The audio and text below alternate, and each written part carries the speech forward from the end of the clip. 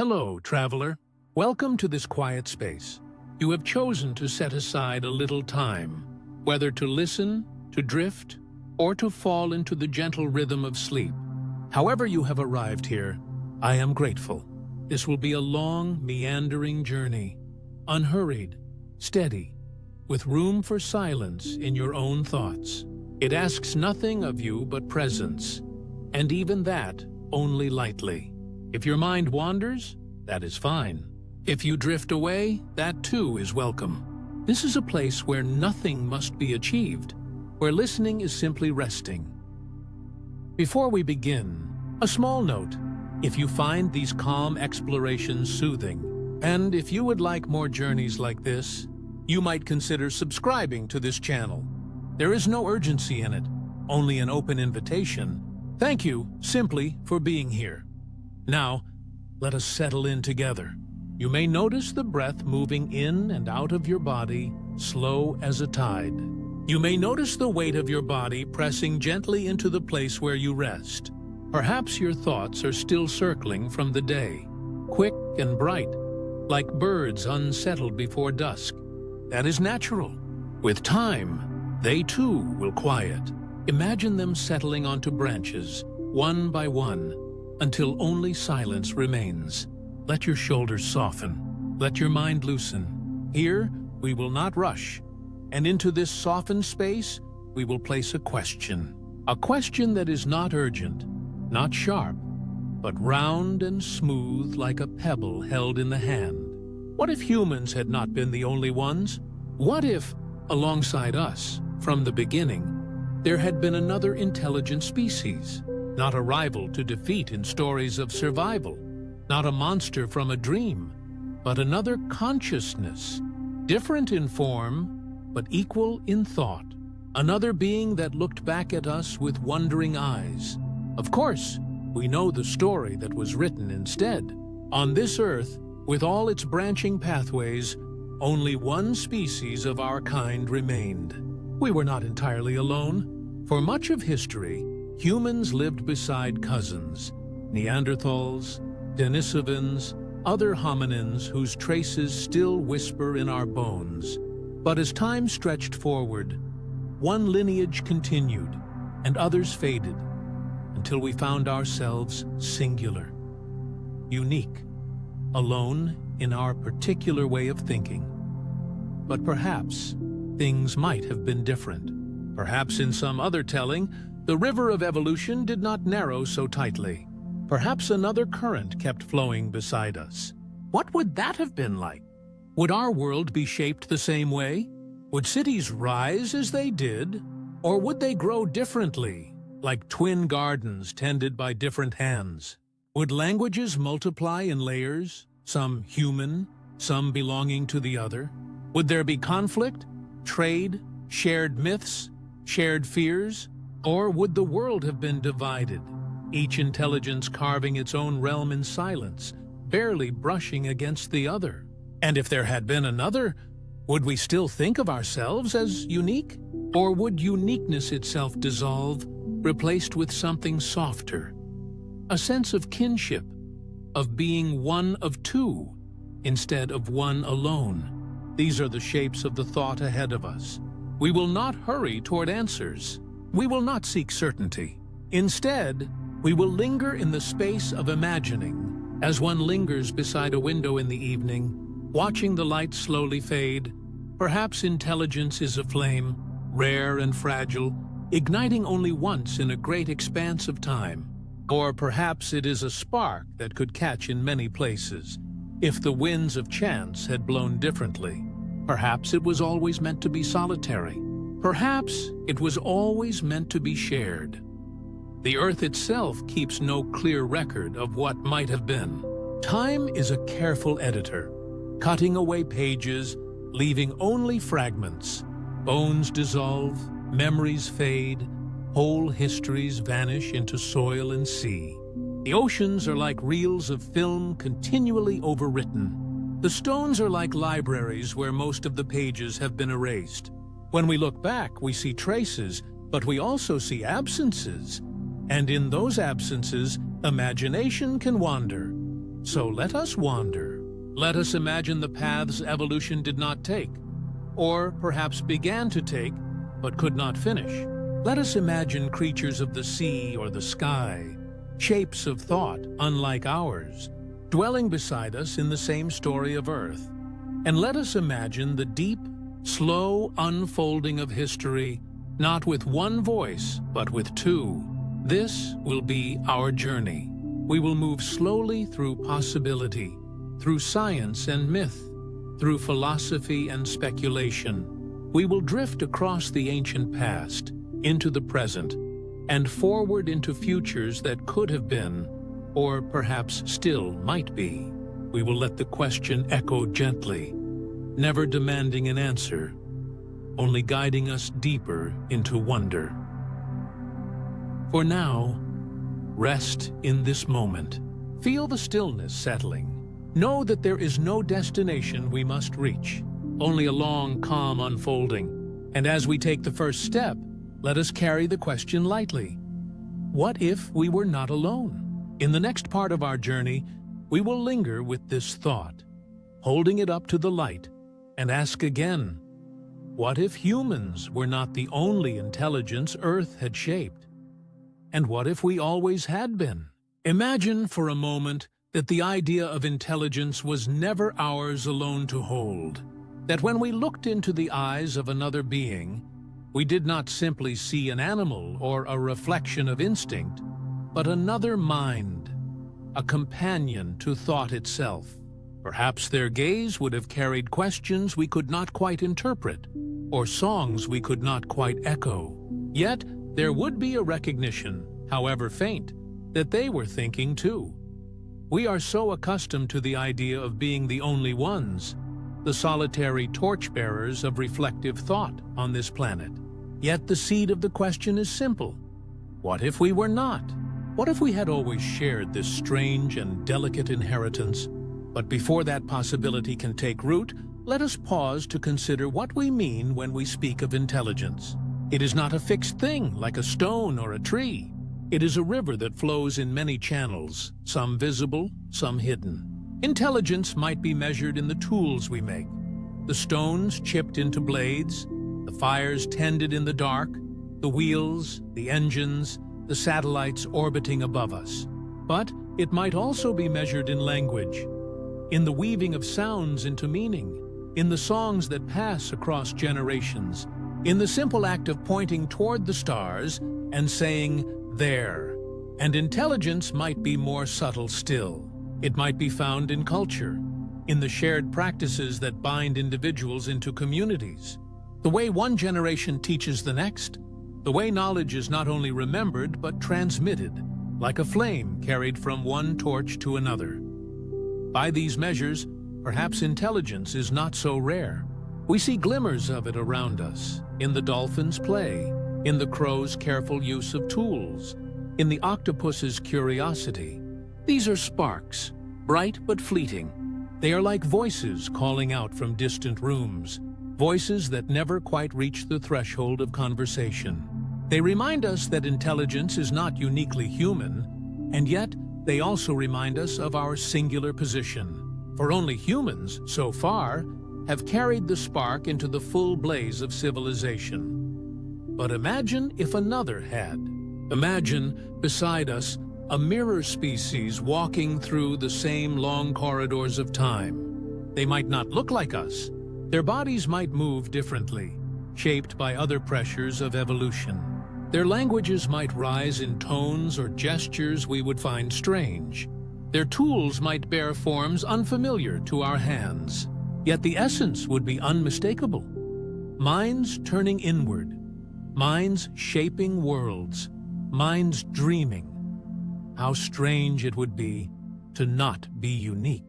To know from the beginning that humanity was only half of the story. The strangeness would not only lie in competition or rivalry, but in identity itself. For much of our history, we have looked at the rest of nature and said, here are animals, and here are we. The line was drawn sharply, whether in myth or philosophy or science. But if another intelligence had always stood beside us, that line would blur.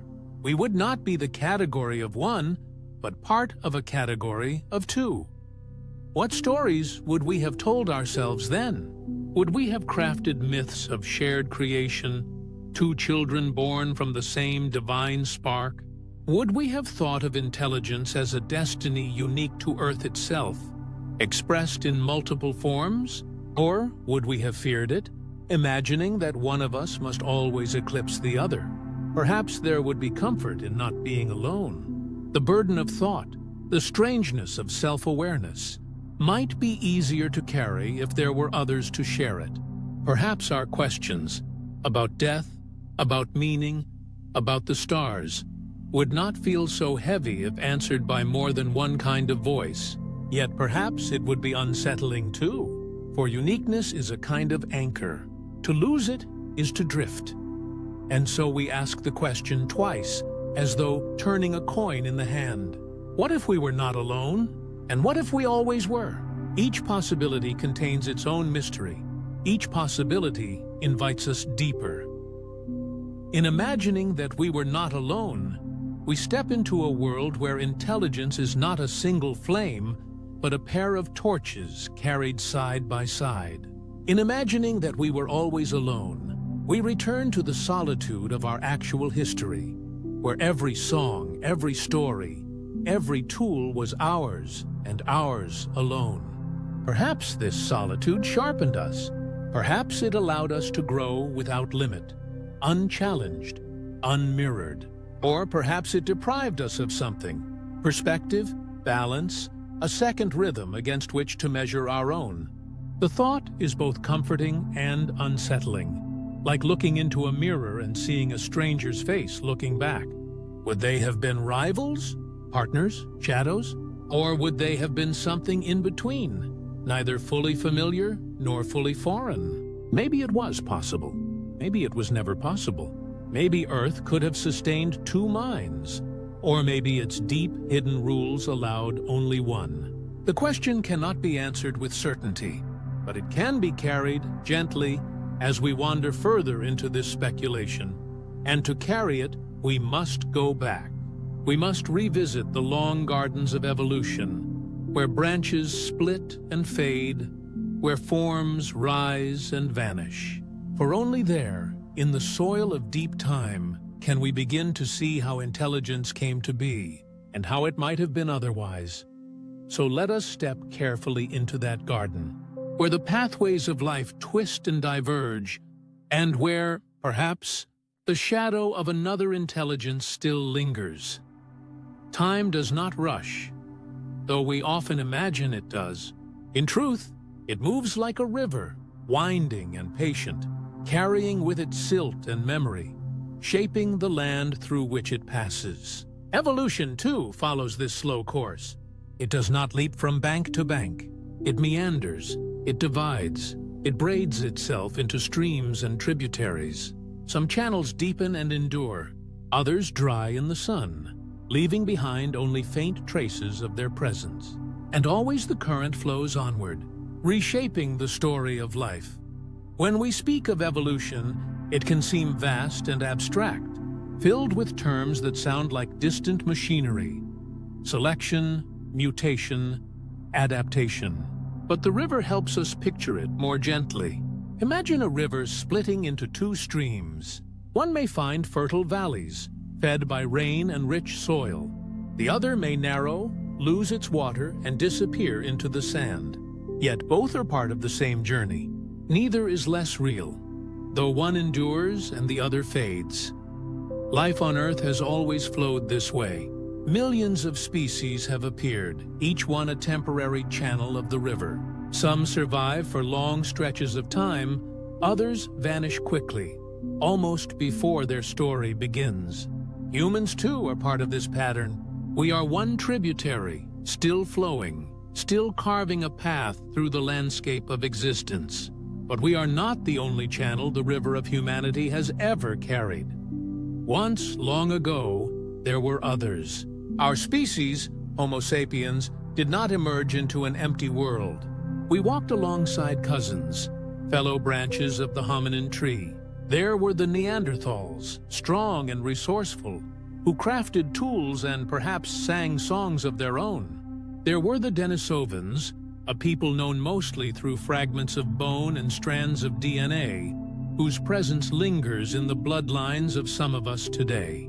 There were the small-statured Homo floresiensis, the so-called hobbits of Indonesia, whose lives were shaped on isolated islands.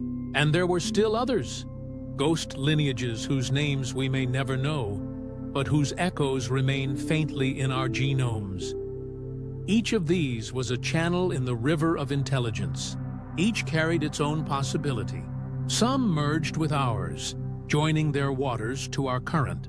Others dwindled, leaving dry beds where only bones remain. We tend to think of them as failures, as if there were only room for one victor in the long race of life. But perhaps that is a misunderstanding. They were not failures, but currents that flowed as far as they could. They were part of the same river, even if their waters did not reach the present. When we look back, the river metaphor helps us soften our gaze. The Neanderthals did not simply vanish. They joined us, in part, through interbreeding. Their waters mingled with ours, and in every person today of Eurasian descent, their presence still flows quietly. Denisovans, too, left their traces, hidden in the DNA of some living peoples, like faint tributaries still feeding the mainstream.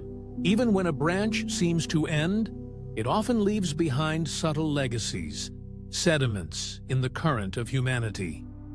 Still, there is a kind of loneliness in the river today.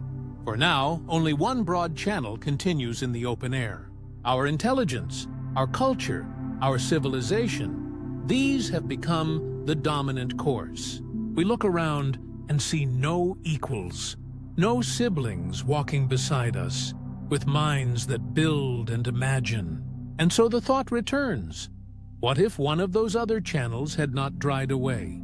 What if the river had remained braided, with two wide streams flowing side by side, shaping the valley together? Imagine the Neanderthals still with us, their strong hands shaping tools, their eyes gazing into fires with their own contemplations. Imagine Denisovans building settlements high in the mountains, their adaptations to altitude shaping a culture of peaks and skies. Imagine Homo floresiensis maintaining their island civilizations, teaching us that intelligence can come in many forms, not only the tall and dominant. How different our sense of the world might be if the river had not narrowed to only one. But the river teaches us another lesson too. It is not only about branching and drying, it is about merging. Streams come together, blending their waters. In a sense, that is what happened with us. We are not entirely separate from those other channels. We carry them still, within ourselves, within our stories, within the shared memory of humanity. The river flows forward, but it does not forget its tributaries. It holds them in suspension, dissolved in the current. Perhaps then our uniqueness is not so solitary after all. Perhaps we are already a chorus of voices, joined together invisibly. The Neanderthal, the Denisovan, the unnamed hominin, they are not gone entirely. They speak quietly through us, through the ways our bodies respond to the world, through the diversity written in our DNA. We are not only Homo sapiens, we are also the river that remembers.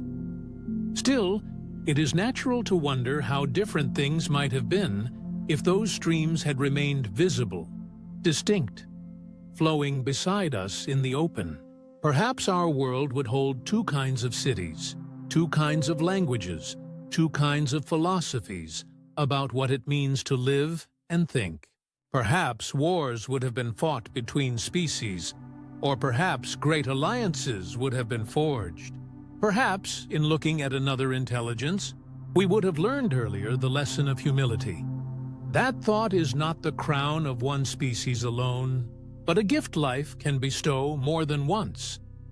The river invites us to imagine these other channels not only as what was lost, but as what might have been. It shows us how fragile the pathways of life are, how easily a stream can dry, how easily another can continue. It reminds us that our existence was never inevitable, but contingent, the result of countless turns of the current. And so, as we drift further into this thought experiment, let us keep the river in mind. Evolution is not a straight road. It is water, splitting and rejoining, vanishing and flowing, carrying within it all that has been. Somewhere within its hidden channels, perhaps, there might have been room for another intelligence to endure. To imagine this more fully, we must follow the river back even further, to its sources, to the branching gardens of evolution where so many forms once flourished. There, in the ancient soil of possibility, we may find hints of paths not taken, paths that could have led to another mind rising alongside our own. The river of life, vast as it is, carries many currents. Yet when we look around today, we find ourselves strangely alone. Out of all the branching experiments of nature, out of all the forms and lineages that rose for a time, only Homo sapiens remains as the bearer of reflective thought. We are the single surviving flame of self-awareness, the one stream of intelligence that has not yet dried. This fact, so familiar to us, is at the same time profoundly strange. For why should it be so? Why should there not be two, or three, or many? Why should intelligence not multiply, as grasses multiply across plains, or as birds multiply in forests? The uniqueness of our position is not an easy story. It is not the story of inevitable triumph, though we sometimes tell it that way. It is instead a story of fragility, of chance, of near losses and narrow escapes. Intelligence, though it seems so powerful, is delicate when it first appears. A spark can flare in the dark, but without shelter, without fuel, it flickers and vanishes. Evolution is full of such sparks, brief glimmers of possibility that never had the chance to blaze. Consider the Neanderthals. For hundreds of thousands of years, they walked the same lands we did. They hunted, they gathered, they endured ice and storm. Their brains were as large as ours, sometimes larger. They shaped tools, buried their dead, perhaps even painted in caves. And yet they did not continue. Why? Some suggest climate shifts made their world too harsh. Some suggest competition with us, resource by resource, pushed them into decline. Perhaps disease swept through their communities. Perhaps their numbers were simply too small to withstand the turbulence of time. The Denisovans, too, vanished with barely a trace. We know them only from fragments of bone and teeth, from whispers in our DNA. They were not lacking in intelligence, not lacking in adaptation, yet their separate stream dried almost unseen, folded quietly into ours. The same is true for other hominins, like Homo floresiensis or Homo naledi, who lived in deep caves in South Africa. Each was an experiment, a possibility. Each was fragile, and each, eventually, ended. Why is intelligence so fragile? Because intelligence does not guarantee survival. A species may think, but it must still eat, still reproduce, still endure the shifting climates and predators of the world. Intelligence can solve problems, yes, but it can also create new ones. A clever hunter still starves if the herds move away. A toolmaker still perishes if the land grows barren. A thinker may reflect on death, but reflection does not prevent it. For a long time, intelligence was a light that flickered in small populations, populations vulnerable to extinction from causes both large and small. We might imagine a species of thinkers wiped out not by conflict or competition, but by sheer accident, by a volcanic eruption, by a change in sea levels, by a single bad season that reduced their numbers below recovery. Extinction is not always dramatic. Sometimes it is quiet, a slow fading until nothing remains. Evolution is not fair. It is not guided by what seems promising or noble. It is shaped by chance as much as by necessity. And so, when we ask why humans are the only surviving intelligence, the answer lies not in destiny, but in circumstance. We were many, spread across wide regions. We adapted flexibly to different environments. We communicated in ways that allowed us to pass on knowledge swiftly. And perhaps most of all, we were lucky. Lucky to endure the cold. Lucky to find food. Lucky to avoid the accidents that claimed others. Our uniqueness is not the mark of inevitability, but of survival through 1,000 fragile turns. It is tempting to see our solitude as proof that only one intelligence could ever survive. Perhaps the world cannot support two species like us. Perhaps competition always tips the balance until only one remains. It is a possibility. The demands of two intelligent species might indeed strain ecosystems, overlap in resources, and spiral into conflict. The Earth may be too small a stage for two such flames to burn side by side, but we cannot be certain. For just as easily, we might imagine a world where one of those other hominins persisted. Imagine Neanderthals not as vanished cousins, but as neighbors. Imagine Denisovans with their mountain strongholds, living still among peaks and snow. Perhaps they might have thrived in different niches, as wolves and lions share the same landscapes without erasing one another. Perhaps intelligence, too, could have found balance, if only time had unfolded a little differently. The truth is that evolutionary experiments are always fragile. Most do not last. Species rise, flourish, and fade, leaving only bones for us to puzzle over.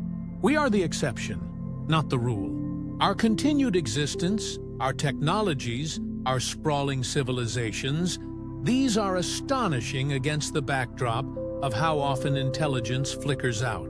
The question of uniqueness, then, is not so much why us, as why us still.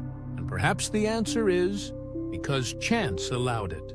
Because the river of time carried our stream forward while others dried. Because of timing, environment, adaptability, and sheer fortune. There is no guarantee that intelligence multiplies. There is no rule that it cannot. Both possibilities are held within the currents of evolution. As we drift further, we carry this paradox. Intelligence may be too fragile to last in many forms, and yet it may also be robust enough that, in another telling, it could have blossomed twice. Maybe Earth could never have held two equal flames. Maybe it almost did. Maybe one other species, in some forgotten turn of history, might have endured. And so we arrive at the edge of another question. If intelligence is fragile, and if our uniqueness is woven of luck and circumstance, then what exactly happened when those other branches ended? How did their absence shape us? And how might their survival have changed the path of the world? To approach that, we must now consider the threshold moments, the times when intelligence rose to something unmistakable, when sparks of fire, language, and symbol began to shape reality. We must imagine what it would have meant to cross those thresholds not alone, but with another mind walking beside us. Picture the glow of the first controlled fire. A small band of humans gathers close, their faces lit by orange and gold, shadows moving like restless spirits across the walls of a cave. The fire is warmth, protection, and story. It is survival made visible. Now, imagine that in the distance, beyond a valley, across a river, over a ridge, another group gathers too. Not us, but like us. Another intelligent species, kindling their own flames, coaxing sparks into flame with hands not quite the same as ours.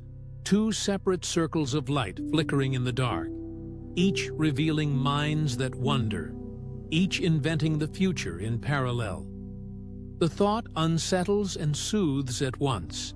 We are accustomed to imagining ourselves as singular, the only species to cross the threshold of knowledge, the only ones to wrest fire from stone, to shape it, to guard it. Yet fire could have been discovered more than once.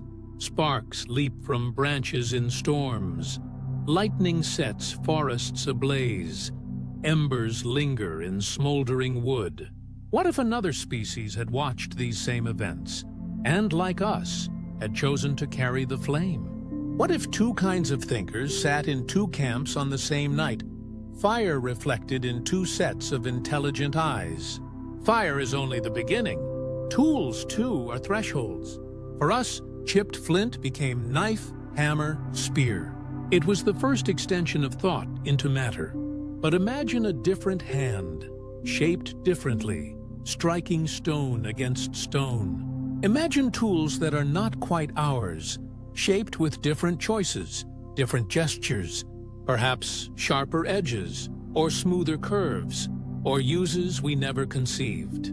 The landscape of early Earth might have been dotted not with a single culture of tools, but with several, each with its own subtle design.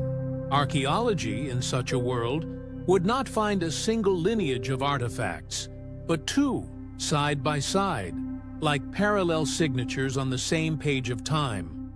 Language, though, is the deepest threshold. It is more than words. It is symbol, memory, imagination, given form. What if we were not the only species to discover it? What if, in some valley or plain, two tribes met, ours and theirs, and from each mouth spilled not grunts, but something richer, two webs of meaning brushing against each other, tentative, awkward, but filled with potential. The first meeting of minds, not just of bodies.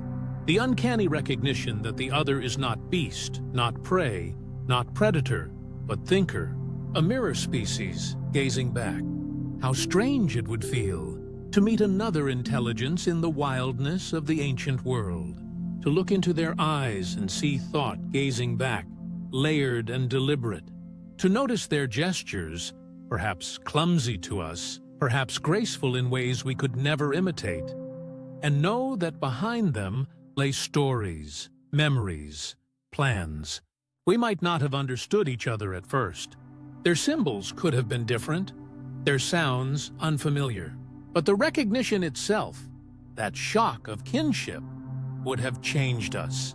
It would have marked the moment when humanity knew it was not alone. What would that do to myth? To imagination? We might have told stories not only of the animals around us, not only of the spirits in wind and water, but of the others, the people not us. But like us, they would have been woven into every tale.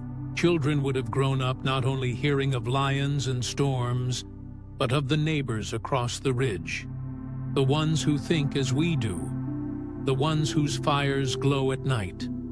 Perhaps we would have feared them. Perhaps their strangeness would have unsettled us, their tools seen as threatening, their language as unknowable. Fear is as natural as recognition, but alongside fear, there might have been awe. The awe of realizing that thought itself was not ours alone, that the universe had kindled at least two lights in the darkness.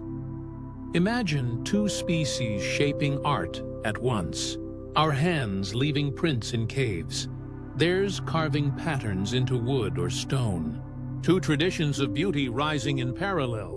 Imagine music, not just ours, but theirs. A different rhythm, a different scale, another way of coaxing feeling from breath and sound, the echoes of two songs drifting across valleys, intermingling like breezes. Every threshold would feel doubled, mirrored. The first tools, the first shelters, the first naming of stars, each act of intelligence unfolding twice in separate streams that sometimes touched, sometimes diverged. History itself would be layered with twinned inventions, like two melodies woven into a single song. And through it all, the eyes, the unmistakable recognition in another's gaze. To look up from our own fire and see smoke rising from theirs. To wonder what they think of us as we think of them. To wonder if they name us as we name them. That moment of mutual recognition might have been one of the deepest shifts in the story of Earth. Perhaps cooperation would have bloomed. Shared hunts, exchanged knowledge, borrowed fire when one camp's flame went out. Perhaps there would have been trading of stories, marriages between kinds, a mingling of traditions. Or perhaps rivalry would have dominated, each group guarding its inventions, wary of the other's strength. Either way, the presence of another thinker would have shaped us in ways we can hardly imagine. For thresholds are not only about tools and fire, they are about recognition, about knowing that one is not alone in the great silence of the world. To cross that threshold together would have been to enter a different kind of history, one where intelligence was never a solitary gift, but a shared inheritance. And so, as the fire crackles in our imagined caves, as the tools lie ready at our sides, as the first songs tremble in the air, we linger on this vision. Two species, not one, each with their own beginnings, each with their own ways of thinking, rising together in the same dawn. But who would they have been? What forms might they have taken? What bodies and voices, what strengths and weaknesses? To imagine this more fully, we must turn our gaze not only to thresholds, but to possibilities. Let us now step into that speculation and imagine who they might be. Now, let us drift further into the archives of our own deep past, where shadows of forgotten cousins linger in stone and bone. The story of humankind is not a single straight path, but a braided river with many channels, some rushing forward, some looping back, and some fading into dry beds. We walk as though we were always the only ones, but the evidence, when we hold it gently, tells a more complex tale. For there were others, close to us, near to us, almost us, who once shared the world, and perhaps, for a time, its intelligence. Neanderthals were among the most vivid of these companions. For hundreds of millennia they endured, shaping stone, wielding fire, and surviving in climates that would have broken us. Their skulls tell of brains as large as ours, sometimes larger, housed in bodies sturdy and resilient. Archaeologists uncover their tools, their shelters, their ornaments, and each discovery adds another whisper to the story. They were not so different. They buried their dead, sprinkled ochre, adorned themselves with beads. These are the gestures of thought, of memory, of meaning. When we look upon the traces of Neanderthal hands, we cannot help but wonder, were they already an echo of what we call culture? And then Denisovans, less visible, more spectral. They exist to us mostly in fragments. A tooth, a shard of bone, traces of DNA lingering in our blood. Yet from these faint remains, entire possibilities emerge. Denisovans may have lived in high places, adapted to thin air, thriving where even we once struggled. Perhaps they crafted their own tools, their own traditions, though time has hidden most of their works. They are the mystery cousins, known more by absence than by presence. And still, in the genomes of people today, their signature endures, proof that we met, mingled, and carried forward a part of their story within ourselves.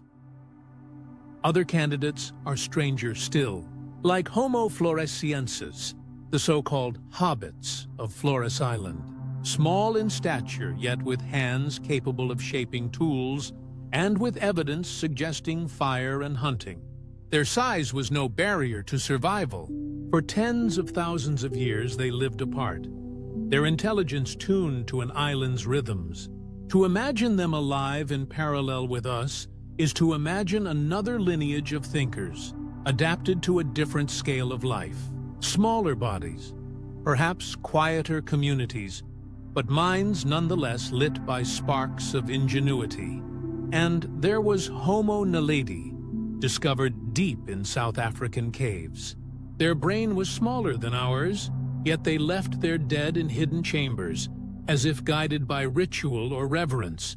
It may be that intelligence wears many shapes, and that the measure of a mind cannot be weighed only in cranial volume. These acts, placing the departed carefully in the dark, speak of thought, of intention, of meaning layered upon action.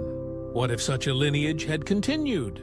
What would a smaller-brained but deeply symbolic intelligence have become, given time? Each of these cousins represents a path almost taken, a line that might have survived a little longer, pushed a little further, adapted a little more. If Neanderthals had weathered the ice, if Denisovans had flourished in their mountain strongholds, if the hobbits of Flores had remained undisturbed, then our world might look very different. Two kinds of firelight might have shone across ancient plains. Two kinds of tools might have littered riverbanks. Two traditions of story, song, and symbol might have grown side by side. It is humbling to remember that for a while, we did share the earth. There were moments in history when Homo sapiens was not alone, when we walked alongside Neanderthals and Denisovans. The difference is that their lines ended, while ours endured. The reasons may be many: climate shifts, competition, chance. But in their absence, we came to see ourselves as singular, as the only mind that mattered. If even one of these cousins had survived, our story would not be a story of uniqueness. It would be a story of coexistence. Our mythologies might have grown around not only the animals of forest and sky, but around another people. Not us, not beasts, but thinkers of a different kind. Our histories would have carried their names. Our art would have depicted their faces. Our languages might have borrowed their sounds. Perhaps there would have been rivalry, a struggle for land and resources, perhaps cooperation, alliances, trade of knowledge and tools. The truth is unknowable, but the possibility is haunting, for in their vanishing, a mirror was shattered, and we were left with only our own reflection. If Neanderthals, or Denisovans, or Floresiensis had lasted longer, what would humanity have become? Would we have defined ourselves differently, less as the solitary pinnacle and more as one thread in a tapestry of minds? Would the presence of another intelligence have softened our pride, tempered our certainties, reshaped our philosophies? It is a question without answer, but not without weight. Soon we will wander further into speculation, toward stranger possibilities, toward forms of intelligence that might not look like us at all. For if the past offers candidates close to our own reflection, the imagination can stretch to envision intelligences further afield. But before we drift there, let us linger a moment longer with these cousins who walked so near to us. Their tools, their bones, their DNA, they are reminders that we were not destined to be alone. We became so only because time and chance allowed it. And so, we carry their memory forward, not as a conclusion, but as an opening, an invitation to wonder what might have been, and what might still be imagined. Because if intelligence has already arisen more than once upon this earth, even briefly, then perhaps it could have taken other shapes too. Stranger shapes, different bodies, minds we have yet to dream. Now, let us turn toward those possibilities and ask what forms intelligence might have taken beyond the familiar echoes of our own. Carrying that thought onward, the river of speculation carries us now to the sea, where other kinds of minds drift and leap, glide and shimmer. For if intelligence is not a flame unique to the land, then the oceans too may have kindled their own quiet brilliance. Beneath the shifting waves, in realms of blue and shadow, there are beings who play, who solve, who remember. And if we listen softly, we may hear them as contenders for another kind of civilization, one that almost was, or might still yet be. Consider the dolphin. Sleek, swift, endlessly social, they live in pods that function as communities. They play games with seaweed, leap together in arcs of grace, teach one another new tricks. Their communication is layered with whistles, clicks, and perhaps even names, signatures unique to each individual. Scientists who listen closely suspect a richness of meaning, perhaps even a proto-language, hidden within their calls. Their intelligence is not only in the head, but in the body, in the intricate dances they weave together through the water. Playfulness, cooperation, rivalry, even mischief. These are the marks of thinking minds, or the octopus, that shapeshifter of the reefs. A being of soft flesh and clever arms, capable of solving puzzles, opening jars, escaping enclosures with ghostly grace. Each limb is its own center of sensing and action, a distributed intelligence woven through the body. The octopus can mimic its surroundings with astonishing precision, camouflage that requires perception and decision. It can learn, remember, adapt. To watch an octopus slip through a tiny crevice, then turn and regard you with an alien but unmistakable awareness, is to glimpse another kind of mind entirely. One not bound by bones, one that has mastered fluidity itself. And yet, both dolphin and octopus face barriers that may have prevented their intelligence from following the path ours did. For while we shaped tools with hands, they were bound by the water itself. Fire cannot burn beneath the waves. Wood cannot be carved where it does not float. The permanence of culture, objects left for the next generation, artifacts preserved across centuries, is elusive in the sea. Knowledge must travel mouth to mouth, gesture to gesture, carried only in memory. The sea washes away most traces, leaving little to accumulate, little to build upon. Still, it is not impossible to imagine. What if dolphins had found a way to use the sea's own resources to make enduring marks, patterns in coral, arrangements of shells, territories mapped in sound? What if octopuses had passed on not only instincts, but structured traditions, teaching one another how to weave, how to bind, how to mark their undersea caves with symbols? Their civilizations would look nothing like ours, yet they might still have been civilizations. Where we built fires on plains, they might have woven cities of song beneath the waves. Where we carved stone, they might have carved silence into memory, layering echoes in vast acoustic tapestries. Imagine an ocean where, far below the foam, pods of dolphins met to exchange rituals, their bodies spiraling upward in luminous spirals of bubbles. Each twist a gesture of meaning, each arc a sentence. Imagine octopuses gathering in labyrinths of coral, decorating their dens with shells, not for ornament alone, but for signal. Arrangements that conveyed territory, alliances, memory of storms and seasons. Their world would be fluid, impermanent to our eyes, but deeply real to theirs. A civilization that does not leave stone monuments, but living monuments. Gestures, songs, patterns that exist only as long as they are performed and remembered. If such intelligences had blossomed further, we might have encountered them. Perhaps we would have looked out to sea and seen signals flashing in foam, realized that the leaping dolphins were speaking not only to each other, but to us. Perhaps divers might have entered caves where octopuses left intricate mosaics of shells, a kind of writing as alien as stars.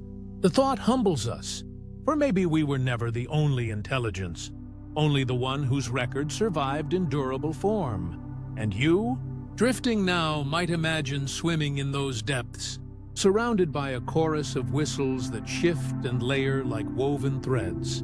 Perhaps you see an octopus extend one arm toward you, tracing a shape in the sand. A symbol passed down for generations, now revealed in the quiet of the sea. It is not impossible. It is only hidden from us by time, by water, by the difficulty of knowing a mind so unlike our own. The ocean's contenders remind us that intelligence is not bound to one form, one place, one way of being. It is a pattern that can emerge where conditions allow, fragile yet luminous. It is possible that, had circumstances been only slightly different, we would today share our planet with civilizations of the sea. Cultures we could visit only by diving. Languages we could never fully speak, yet whose presence would forever reshape our idea of life and mind. Perhaps intelligence was never meant to be solitary. Perhaps it rises again and again in waves and eddies, in pods and clusters, only to be erased by circumstance. Perhaps the silence we imagine is not silence at all, but the quiet persistence of other ways of knowing, too subtle for us to measure. As we leave these waters behind, carrying with us the vision of fireless minds, song-filled oceans, and coral labyrinths of memory, the sky above calls us onward. For not only the sea, but also the air has long carried its own possibilities, its own songs, its own forms of thought. And so, let us drift upward now, toward wings, toward flight, toward the minds that may have taken shape in the endless expanse above. From the sea, our gaze drifts upward, where the air itself is filled with wings, feathers, and song. For if the oceans nurtured contenders for intelligence, so too did the sky. Birds, with their light bones and restless movements, might not seem at first to be candidates for a civilization parallel to ours. And yet, when we linger with them, when we listen to the intricacy of their calls, when we watch the subtlety of their problem-solving, the possibility becomes harder to dismiss. There is, hidden in the canopy and the open air, a different shape of mind, one shaped by flight. Consider the corvids, crows, ravens, magpies. They are tricksters, experimenters, observers. They drop nuts on roads to be cracked by passing cars. They bend wires into hooks to retrieve food. They hide caches and remember hundreds of hiding places, navigating not only by instinct but by deliberate recall. In some traditions, they are cast as omens, in others as messengers. But behind the symbolism is a quiet recognition. Corvids notice, corvids plan, corvids play. Their intelligence is not accidental. It is persistent, creative, mischievous. To look into the bright eye of a crow is to sense calculation, curiosity, a gaze that is not empty but watching, weighing, perhaps even wondering about us. Parrots offer another glimpse of what bird intelligence can be. They are masters of mimicry, but mimicry is not all they possess. They live in complex social groups, capable of forming long-term bonds and negotiating hierarchies. Some parrots show problem-solving skills that rival primates. They can learn words and use them with intent, sometimes startling us with the clarity of their associations. In the calls of parrots, in the tool use of crows, we see the outlines of an intelligence tuned not to fire and stone, but to voice and air. Flight itself shapes these possibilities. To fly is to live in 3 dimensions, to perceive space differently, to solve problems of balance and navigation that we, bound to the ground, can scarcely imagine. A bird must know the wind, must know the routes of migration that span continents, must know the seasonal patterns of food and safety. To carry such maps in memory is to carry a kind of knowledge as rich as any written chart. To weave songs that signal territory, identity, desire, warning, that too is a kind of language, an encoded web of meaning that fills forests with invisible threads. What if intelligence had taken fuller root in the treetops? What if corvids, already capable of bending tools to their will, had refined that skill across millennia? Imagine nests that were not only shelters, but archives, woven with twigs arranged in deliberate patterns, carrying symbols that recorded seasons and events. Imagine parrots passing down not just mimicry, but true stories, oral traditions carried across centuries in endless chains of call and response.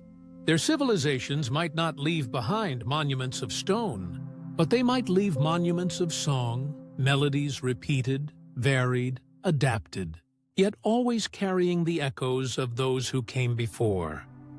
A forest filled with such intelligence would feel alive in new ways. Every branch would hold not only a bird, but a mind. Communication would be constant, not in books, but in calls that thread through the air. To us, it might sound like simple birdsong. To them, it might be treaties, histories, debates, a parliament of the sky, forever in session, voices lifted on the wind. You, listening now, might picture standing in such a forest, where the canopy above hums not only with wings, but with conversation. Perhaps the trees themselves seem to murmur, as if alive with voices. Perhaps the air feels thick with meaning, a library without walls, a symphony of thought too rapid for us to follow. In such a world, humanity might never have claimed the skies as silent. Instead, we would have known from the start that intelligence sings as well as speaks, and that the treetops are as full of mind as any cave or city. Civilizations of birds would be shaped by flight itself. Their societies would be spread wide, mobile, less tied to fixed places. Migration might be their greatest story, the endless journey their shared epic. They would know distance differently than we do, not as barriers but as rhythms, flows of air and season that guide every generation. Where we build walls and borders, they would trace invisible highways across the globe, marked not by stone, but by memory and instinct refined into culture. And perhaps, if such an avian intelligence had risen alongside ours, we would have encountered them not as prey or pest, but as neighbors. Imagine treaties sung between species, agreements negotiated in mixed choruses.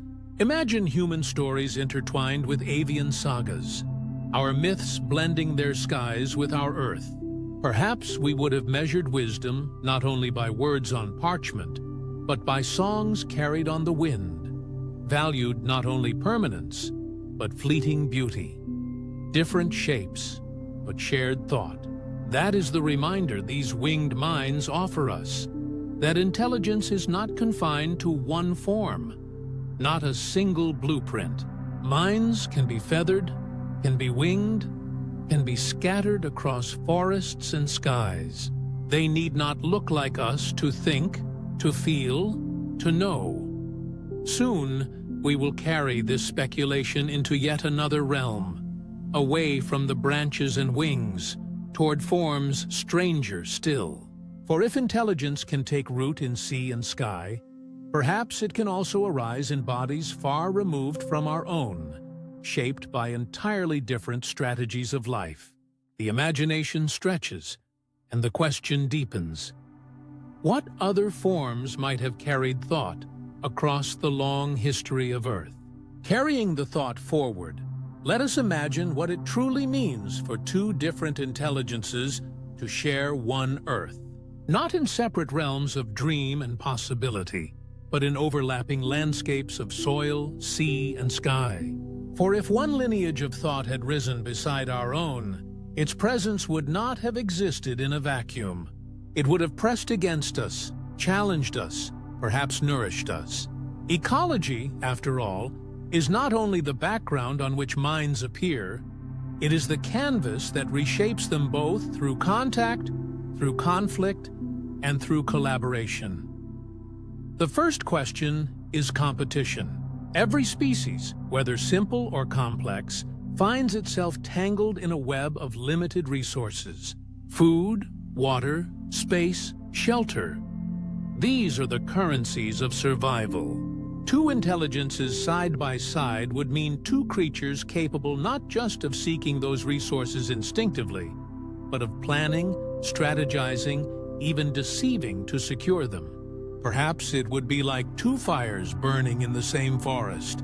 They could devour one another's fuel, or they could, if carefully balanced, sustain a greater warmth together.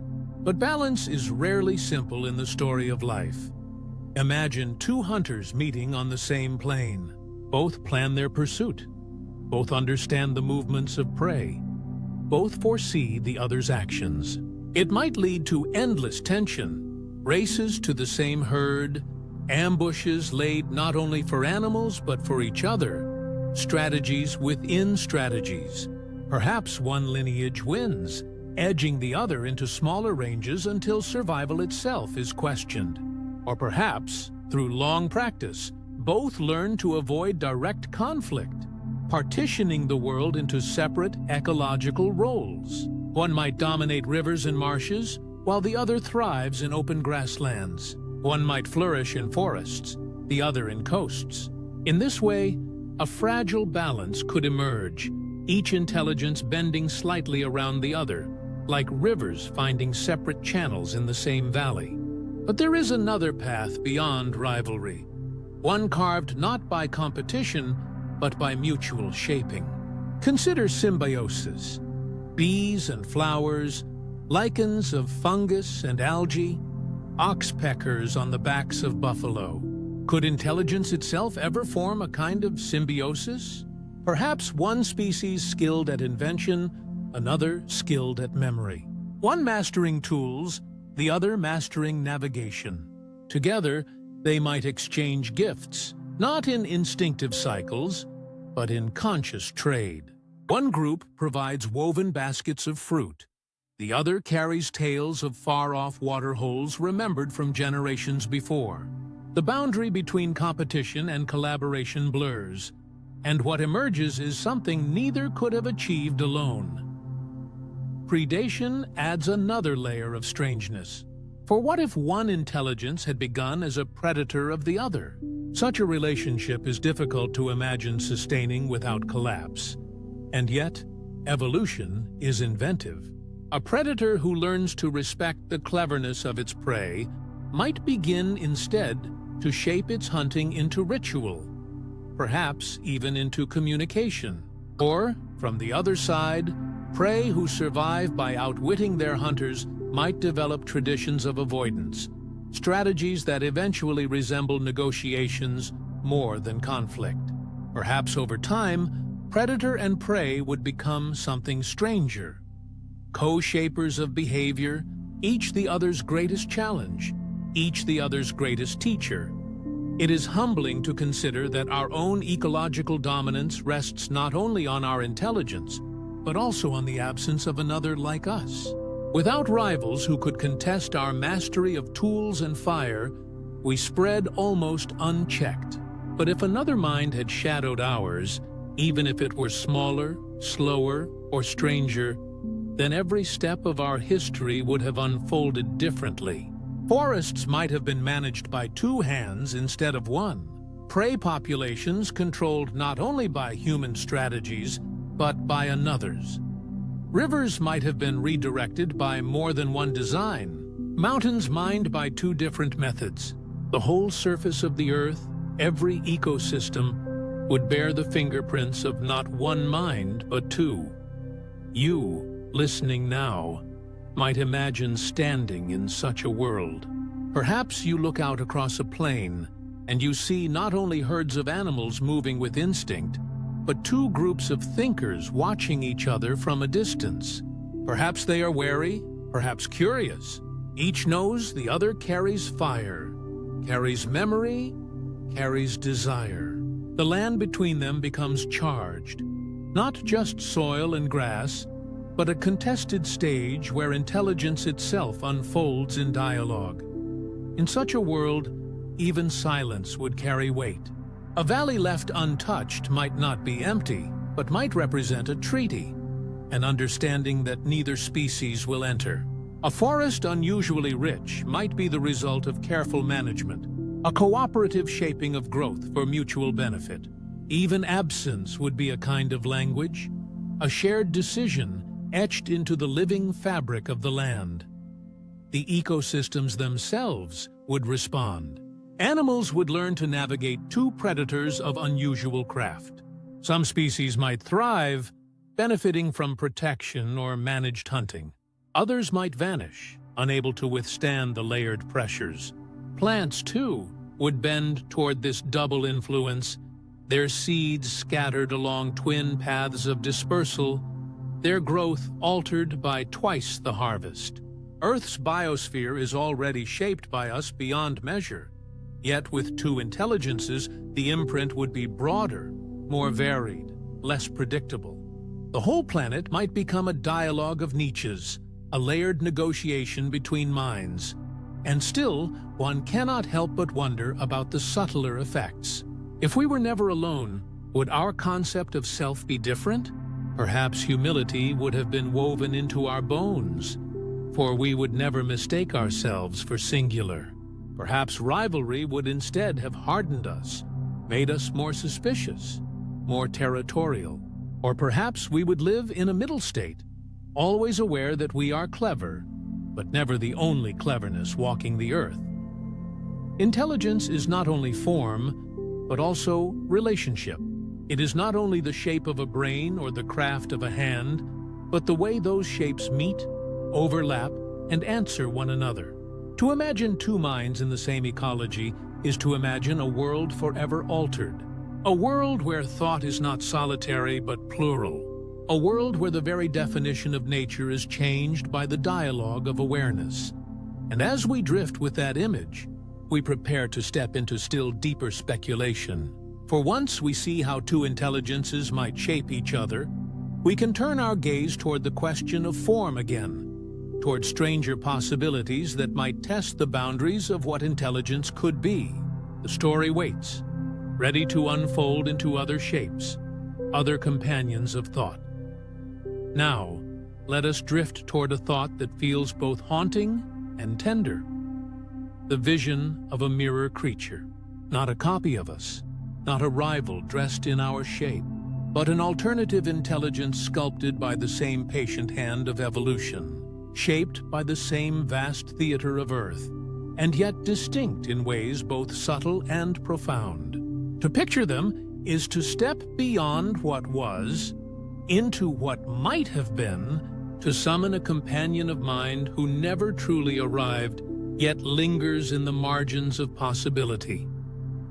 Begin with the body, for intelligence is never divorced from form. Imagine first something familiar, a being upright, bipedal perhaps, but not human. Their spine bends a little differently, their gait longer or shorter, their arms ending not in 5 fingers, but in 6 slender digits, or perhaps in a trio of broader grasping pads.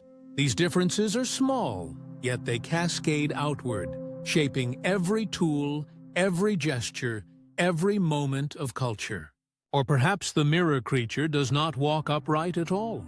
Perhaps its brilliance blooms within a quadruped body, a being balanced on 4 agile limbs, using jaws or dexterous tails to manipulate the world. We cannot rule out tentacles either. Supple extensions evolved not in oceans but on land, curling and uncurling with delicate precision. Each possibility is both strange and familiar, reminding us that intelligence is not bound to the shape of our skeletons, but to the possibilities of adaptation itself. From there, let us imagine the senses. We humans navigate a world of light and sound. Our culture is inscribed in marks of pigment and carried on waves of air. But what if the mirror species lived more fully in scent, or in vibration, or in subtle changes of color across the skin? Perhaps communication might not be spoken, but displayed, a ripple of shifting hues across the body, like the flowing canvas of a cephalopod, used not for camouflage, but for thought itself. A debate could appear as a shimmer of patterns flickering in the dusk. A poem could glow softly across a lover's skin, or perhaps their language is carved in gesture, every movement of hand or limb laden with meaning. Entire stories could be told in silence, entire arguments fought in sweeping motions beneath the trees. Culture, then, unfolds from these senses. Imagine villages where walls are painted not to decorate, but to record the very speech of ancestors, each swirl of color a preserved conversation. Imagine open gatherings where flocks of gestures ripple through the crowd, ideas passing as visible waves. Or perhaps their voices are unlike ours, not linear strings of words, but layered harmonies, tones overlapping, chords of meaning rather than sentences of sound. To be among them might feel like standing in the middle of a symphony, each note a thought, each harmony a conversation. Their social structure, too, could diverge in fascinating ways. Human societies pivot on family units, on hierarchies of power, on networks of exchange. But what if the mirror creature organized itself around memory, or around collective performance, or around ritual rather than rule? Perhaps elders hold power not through dominance, but through the vivid clarity of their recollections, serving as living archives of history. Or perhaps groups are fluid, forming and dissolving not around blood, but around tasks. Each cluster bound for a time by shared purpose, then drifting apart when the need is gone. In such a system, individuality might still bloom, yet never harden into the same structures of nations or kings. Instead, there might be gatherings of storytellers, councils of pattern weavers, or alliances of singers who hold sway not by command, but by resonance. The more we imagine them, the more our own reflection flickers back. For in picturing their differences, we learn again what defines us. We see how much of human life is tethered to the body we inhabit, the senses we trust, the materials we can grasp. We see how much of our history depends on fire, on hands, on voices. And in turn, we glimpse how different the story might have been, had intelligence been written in another script. You, listening now, might picture yourself standing before one of them. Their gaze meets yours, and in it you see not the empty stare of an animal, but the steady presence of thought. Perhaps they tilt their head as you tilt yours, a mirrored curiosity. Perhaps they extend a limb, a gesture of cautious welcome. There is no need for words. You understand, in that moment, that you are not alone in carrying the weight of awareness. Two minds, parallel yet different, sharing the same earth. If they had walked beside us, history itself would be a duet. We might share tools and trade, or clash and divide. We might borrow songs from them, or teach them fire. Or perhaps, in their difference, we would learn a kind of patience, an ability to see the world not only as we shape it, but as another species does. To live in such a world would mean never mistaking our own perspective for complete truth. There would always be another way of being, another intelligence reminding us that reality is vaster than our imagination. And so, as we close this vision of the mirror creature, we do not end with sharp detail, but with a soft outline, a figure half seen at the edge of possibility. It is enough to know they might have been, enough to let their shadow remind us of the contingency of our own story. Now, let us walk with them into history and imagine what kind of shared past might have unfolded if they had truly lived beside us. From here, the story opens into the soft glow of prehistory, where the air was thick with silence, broken only by the crackle of fire and the rhythm of night creatures. It is here we might imagine the first dawns of coexistence, when our kind and another intelligent species stirred awake beneath the same sky. Not in separation, not as strangers divided by continents, but as neighbors on the same soil, drinking from the same rivers, seeking warmth from the same flames. Picture the earliest encounters, not yet history, not yet myth, but something in between. At a watering hole under a pale moon, two groups approach. One is human, wrapped in furs, hands gripping stone-tipped spears. The other, the mirror creatures, cautious yet curious, their eyes catching light in a way that suggests thought. For a long moment, silence reigns. The animals nearby grow still, sensing a tension deeper than predator and prey. Each group watches the other, recognizing something uncanny, a spark of familiarity in the posture, in the measured stillness, in the way neither flees. Perhaps it was rivalry, perhaps it was curiosity. In either case, it was recognition, the dawning awareness that intelligence was not solitary on Earth. These meetings might not have been sudden revelations, but slow ripples across generations.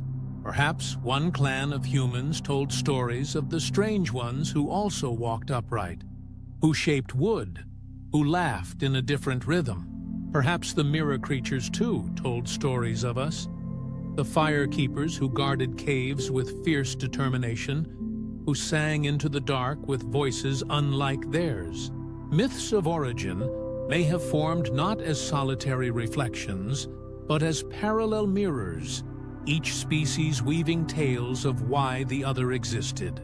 One might have believed the other was a sibling born of the same great mother.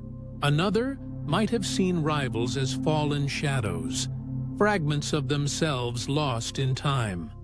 Shared landscapes would blur distinctions. Imagine caves where smoke still lingered from human fires, and the mirror beings entered later, tracing hands against the walls, adding their own marks. Two sets of handprints, overlapping, impossible to separate once dried. To stumble across such markings would be to know you were not alone, to feel both the threat and comfort of another mind leaving traces where you had been. In the flickering light of torches, those markings might have taken on sacred weight, early symbols of dialogue without language. Food, too, would be a meeting place. Hunters from both species might shadow the same herds of gazelle or mammoth, learning the patterns of one another's hunts. Sometimes this would have meant conflict, drives ruined, prey stolen, tempers flaring in desperate scarcity. At other times, it might have become an unspoken choreography, each group adjusting slightly to the presence of the other, shaping hunts that skirted competition. Over time, what began as rivalry could evolve into awareness of mutual advantage. Two different styles of hunting might complement each other, flushing animals in ways neither could accomplish alone. And perhaps, after successful hunts, there were moments of tentative sharing. A carcass divided not only among kin, but across species lines. If you are drifting now, it is enough to let the image linger. Two fires in the same night, smoke twisting together into the same sky. The thought will remain, waiting for you. Consider, too, the effect on fear. Humans evolved in a world of predators, lions, leopards, saber-toothed cats. But another intelligence would have stirred a different kind of caution. A lion may stalk in the grass, but it does not plan. Another mind, however, could scheme, could anticipate, could deceive. This would have reshaped not only survival strategies, but the very architecture of trust and suspicion. Songs and rituals of protection may have arisen earlier, as both groups sought reassurance against the cunning of neighbors. The night itself would hold new meaning, not just as a space of predators unseen, but as a realm where another fire might flicker in the distance, carrying stories, tools, and intentions. Perhaps these tensions softened over centuries. The longer two minds share a world, the more they must find ways of living within each other's presence. Maybe this gave rise to shared myths of twin creation, of beings born together from the same star or tree. Around campfires, elders might have spoken of a time when humans and the mirror creatures were one, split apart only to test their endurance, destined to meet again. In the other camp, stories might have flowed in reverse, of humans as distant cousins, reckless yet fascinating, reminders of what could have been. Myths may not need truth to take root. They need only the fertile soil of wonder and repetition. What remains striking is the sense of reflection. Each group, seeing the other, would see itself refracted. The presence of another intelligence force's comparison. Who are we, if they exist too? What makes us unique, if we are not alone in shaping the world? Our ancestors might have grown with this question nestled in their minds, not discovering it late in philosophy, but breathing it from the very beginning. The human concept of identity, of culture, might have been braided with this constant comparison, as inseparable as two vines climbing the same tree. And so, the shared dawn would not be a single moment, but an unfolding, a long twilight where recognition and myth interwove. To walk through it would be to live in tension, to balance suspicion with wonder, rivalry with kinship. It might be difficult, it might be violent, but it might also be the beginning of something extraordinary, a recognition that thought itself is not singular, but a chorus. Soon, we will imagine how this coexistence might have echoed through later chapters of human history. When the first settlements rose, when agriculture began, when rivers were tamed. But for now, let us rest in the quiet of that early dawn, when two intelligences first shared the same firelight, uncertain of what would follow, yet forever altered by the knowledge that neither was alone. Carrying that thought onward, we arrive at a time when the slow rhythms of foraging gave way to something steadier, something rooted. The dawn of agriculture, the rise of settlements, the shaping of landscapes into deliberate forms. In our history, it was the first step toward civilization. The sowing of seeds, the herding of animals, the building of walls and granaries. But if another intelligence had shared this earth beside us, the story of farming would not have been a single thread. It would have been a braid, two civilizations rising side by side, sometimes entwined, sometimes separate, both reshaping the land in their image. Perhaps the divergence began with food itself. Humans turned to wheat, barley, rice, maize, grains that stored well and could feed growing populations. Our mirror species, though, might have found other strategies, shaped by their bodies, senses, and traditions. Perhaps they cultivated roots and tubers rather than grains, foods buried in soil, hidden from pests and drought. Or perhaps their way of life leaned toward orchards and perennial plants, groves of fruit trees tended over generations, a slower but more sustainable rhythm. It is even possible they tamed animals humans overlooked, creatures too difficult for us to manage, yet suited to their particular talents. Where humans fenced cattle, they might have partnered with herds of smaller browsers, or perhaps even worked symbiotically with creatures of the wetlands, raising amphibians or fish in flooded fields. Two strategies, two pathways.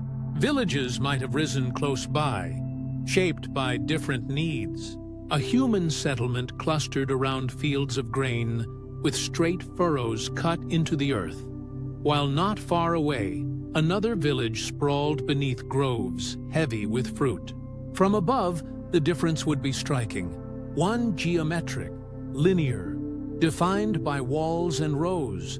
The other organic, circular, woven into the pattern of trees. Smoke from both hearths rising into the same sky, carrying scents of different harvests. And what of trade? Inevitably paths would cross. A human farmer, walking with baskets of grain, might meet a mirror farmer carrying fruit or roots. Curiosity would lean toward exchange. The first trade could have been as simple as a swap: seeds for tubers, firewood for baskets of food. Over time, such moments might evolve into patterns, gatherings at neutral grounds where barter became ritual. Markets, in this world, would not begin as human inventions alone, but as shared spaces where two kinds of intelligence displayed their goods, their crafts, their pride. Yet, tension would be ever present. Agriculture is not only about food, it is about land. To plant crops or tend orchards is to claim soil, to demand permanence in a space once shared freely. For two species, the temptation to encroach would be strong. A human village might expand fields into groves the mirror people considered sacred. The mirror village might dam a stream to irrigate, leaving human fields dry. Disputes could erupt, not just over harvests, but over the very right to shape the land. Sometimes, perhaps, these conflicts would end in violence. Other times, they might birth treaties, negotiated spaces where one species farmed by day and the other by night, or where a valley was divided not by walls, but by mutual respect. Imagine, too, the architecture of such villages. Human settlements grew from mud brick and stone, from huts clustered around central hearths. The mirror species, depending on their bodies, might have built differently. If they were arboreal, their dwellings could rise into the trees, woven platforms suspended like nests. If aquatic or semi-aquatic, their homes might cluster near water, raised on stilts or floating rafts. The landscape would echo with dual patterns, villages of earth and villages of wood, towns rising on plains and in branches, both visible from the same horizon. To travelers, it would be a living tapestry of diversity, intelligence expressed in multiple architectures. Culture, too, would diverge. The first festivals of planting and harvest might differ in form, yet overlap in spirit. Humans gathered with drums and songs. The mirror species might have used light or gesture, a choreography of movement under the stars. To witness one another's celebrations would be both bewildering and fascinating. Perhaps curiosity overcame suspicion, and joint festivals bloomed. Moments when two species danced in different styles, but to the same rhythm, honoring the earth that sustained them both. You, drifting now, might picture walking through such a settlement. On one side of a river, human houses, square and orderly, filled with the smell of baking bread. On the other side, the mirror dwellings, curved and fluid, echoing with sounds or colors unlike any human voice. Between them, a bridge where traders gather, where stories are told across firelight, where misunderstandings unfold and are slowly mended. The air itself feels charged, alive with the recognition that civilization is not one story, but two, unfolding in tandem. Philosophy might have deepened earlier under such conditions. The question of difference would have been unavoidable. Why do they plant orchards while we plant fields? Why do they sing in colors while we sing in sound? Each group would learn to define itself in contrast, sharpening identity through reflection. Perhaps humans considered themselves children of the sun, growers of grain, while the mirror people embraced the moon, keepers of groves. Such symbols might enter myth, painting each species as twin forces in balance, day and night, order and fluidity, permanence and change. And yet, even amid this richness, fragility remained. Two civilizations rising side by side would always be vulnerable to imbalance. A drought might spark conflict. A plague might devastate one species more than the other, tilting power. The uneasy balance of cooperation and rivalry could collapse, leaving scars that echoed across centuries. Yet even in such collapse, the imprint of coexistence would endure. Shared technologies, borrowed words, blended rituals. They would remain as traces, woven into the very DNA of culture. So the dawn of agriculture in this imagined world is not a solitary triumph of humanity, but a duet. Two species carving permanence into the land, two species reshaping wilderness into home. Their villages, their farms, their markets. These would not be isolated achievements, but a chorus of parallel inventions, sometimes harmonious, sometimes discordant, always profound. Soon we will follow them further, into the age when those villages grew into towns, when rivers gave birth to cities, when walls rose high enough to touch the clouds of ambition. But here, in this moment of parallel beginnings, We can pause and listen to the faint music of two civilizations rising, each different, yet both echoing the same truth, that to plant, to build, to imagine permanence is to take part in a story larger than oneself. From here, the story opens into sound, into voices rising across the air, into patterns of rhythm and meaning carried from one mouth, or one hand, or one body into another. If two civilizations had grown beside one another, their languages would have been the most intimate and difficult bridges between them. Not just the words, but the very shape of how thought became sound, how memory became gesture, how identity became a song to be repeated. For humans, language took the form of vibration through air, sculpted by lungs and tongue, marked by consonants and vowels, organized into grammar that bound thought into sequence. But for the mirror species, language might have been altogether different.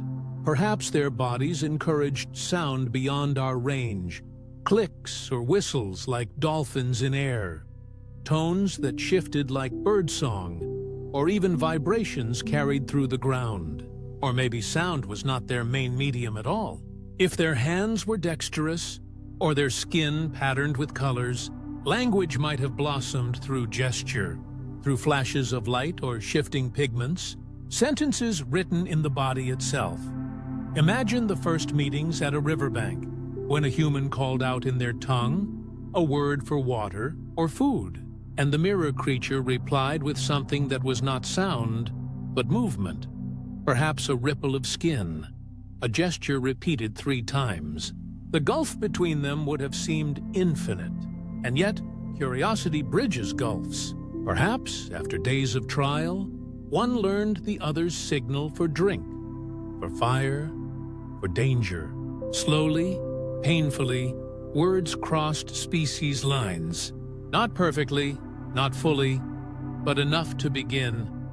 The act of borrowing would have followed soon after. Humans, fascinated by the mirror people's strange expressions, might have adopted certain gestures into daily life, little signs or symbols to punctuate speech. Meanwhile, the mirror species might have imitated human sounds, creating syllables shaped by effort, imperfect but intelligible.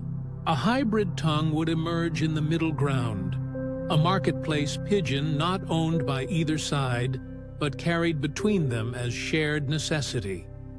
And here lies the poetry. In every imperfect translation, there is beauty. A human word for home might not quite exist in the mirror species' tongue, so they borrow it, but in their mouth or gesture it shifts slightly, taking on shades of meaning humans never intended. Perhaps a home that includes not just shelter, but the community of trees or the resonance of water. Conversely, a mirror sign for sky might mean more than atmosphere. It could mean possibility, openness, unbounded time. When humans try to capture it, they misunderstand. And yet in misunderstanding, they create a new metaphor, a new layer of poetry neither species owned before. You, drifting now, can almost hear this symphony of mistranslation. A market where 2 traders haggle not only with goods, but with words, mixing half sounds and half gestures, smiling at the absurdity when meaning slips. A child from one village trying to mimic the songs of the other, failing but inventing a new lullaby in the process. Out of these mistakes, a culture grows richer, textured by the friction of difference. In time, entire philosophies might have emerged around this duality.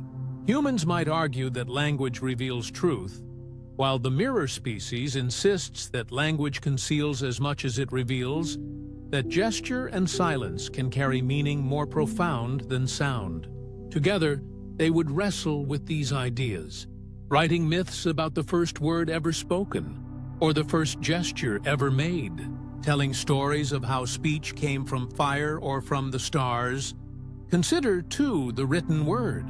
Human writing emerged from marks on clay, scratches on stone, ink on papyrus. The mirror species might have invented a different permanence. Woven patterns in cloth, rhythmic drumming sequences, or arrangements of shells and stones along a riverbank. For them, meaning could be tactile or auditory or visual in ways we rarely imagine. And when humans encountered this, they might copy it imperfectly, just as the mirror species copied ink and stylus imperfectly. Over time, scripts would intertwine, hybrid alphabets, joint symbols, signs that carried double meanings depending on who read them. The act of translation, repeated across centuries, would have created its own class of specialists, interpreters, poets, mediators between two worlds.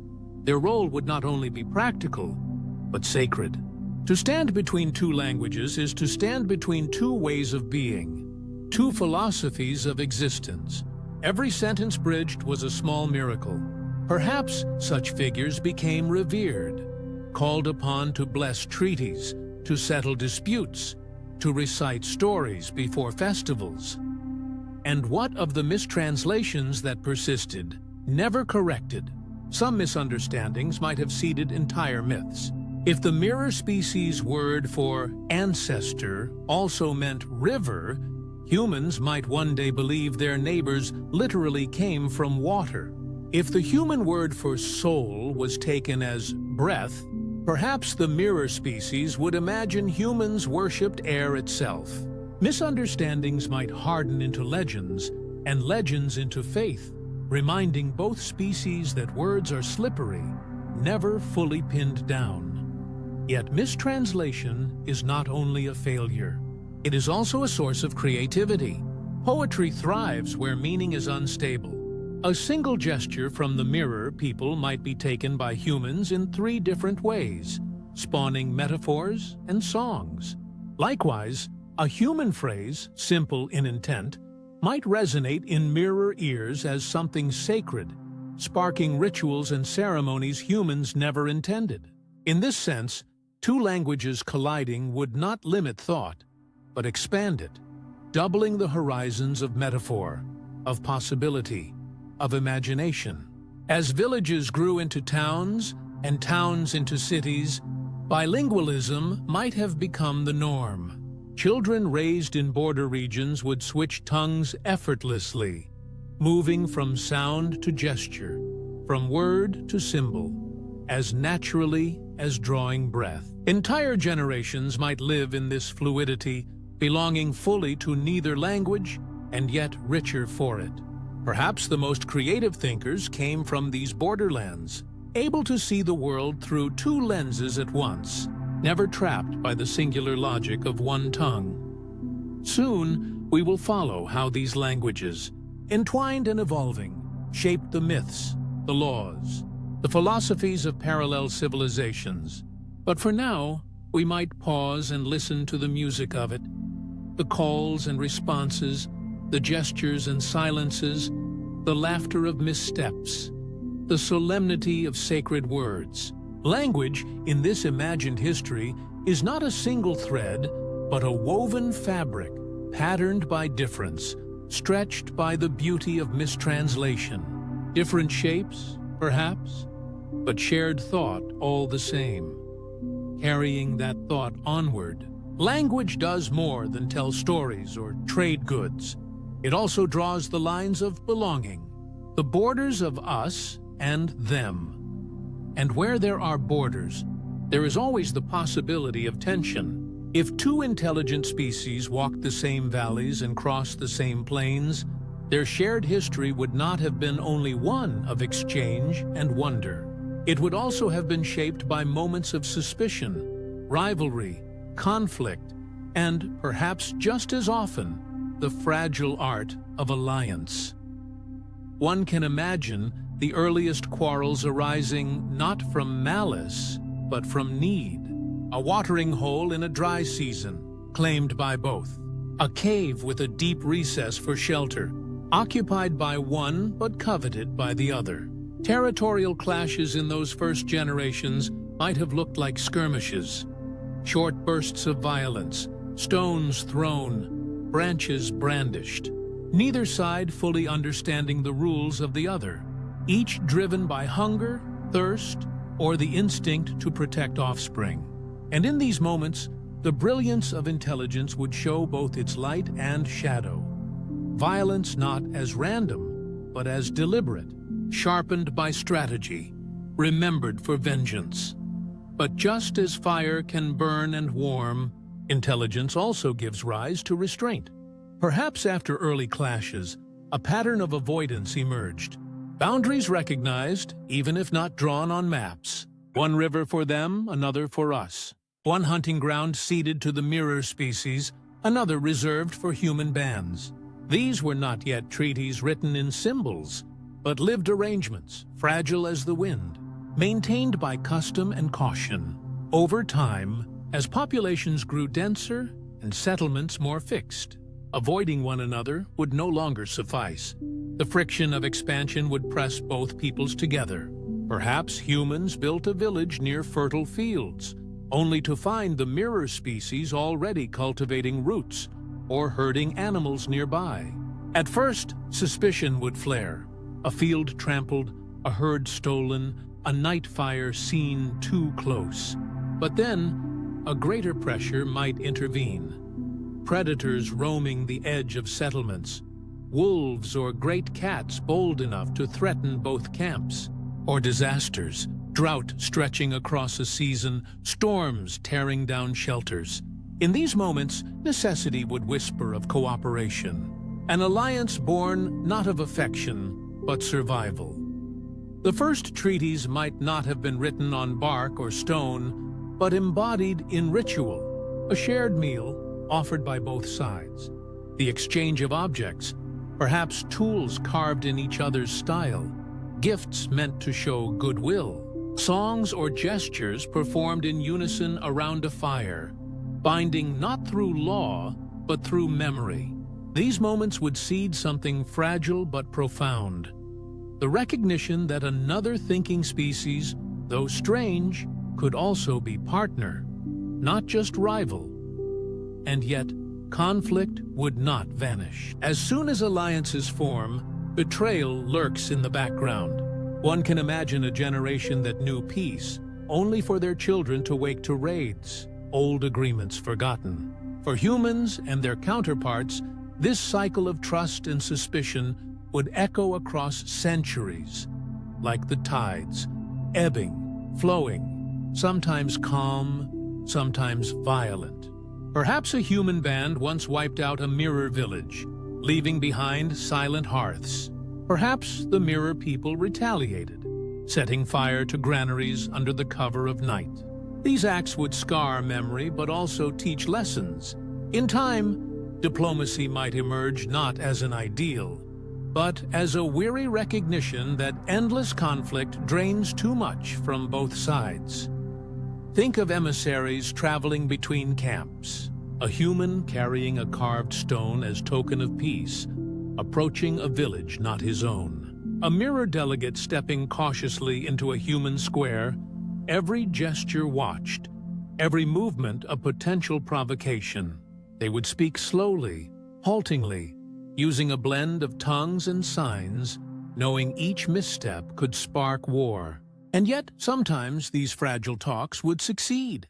Treaties would be forged, agreements on hunting rights, on trade routes, on the exchange of tools and even of people through marriage or adoption.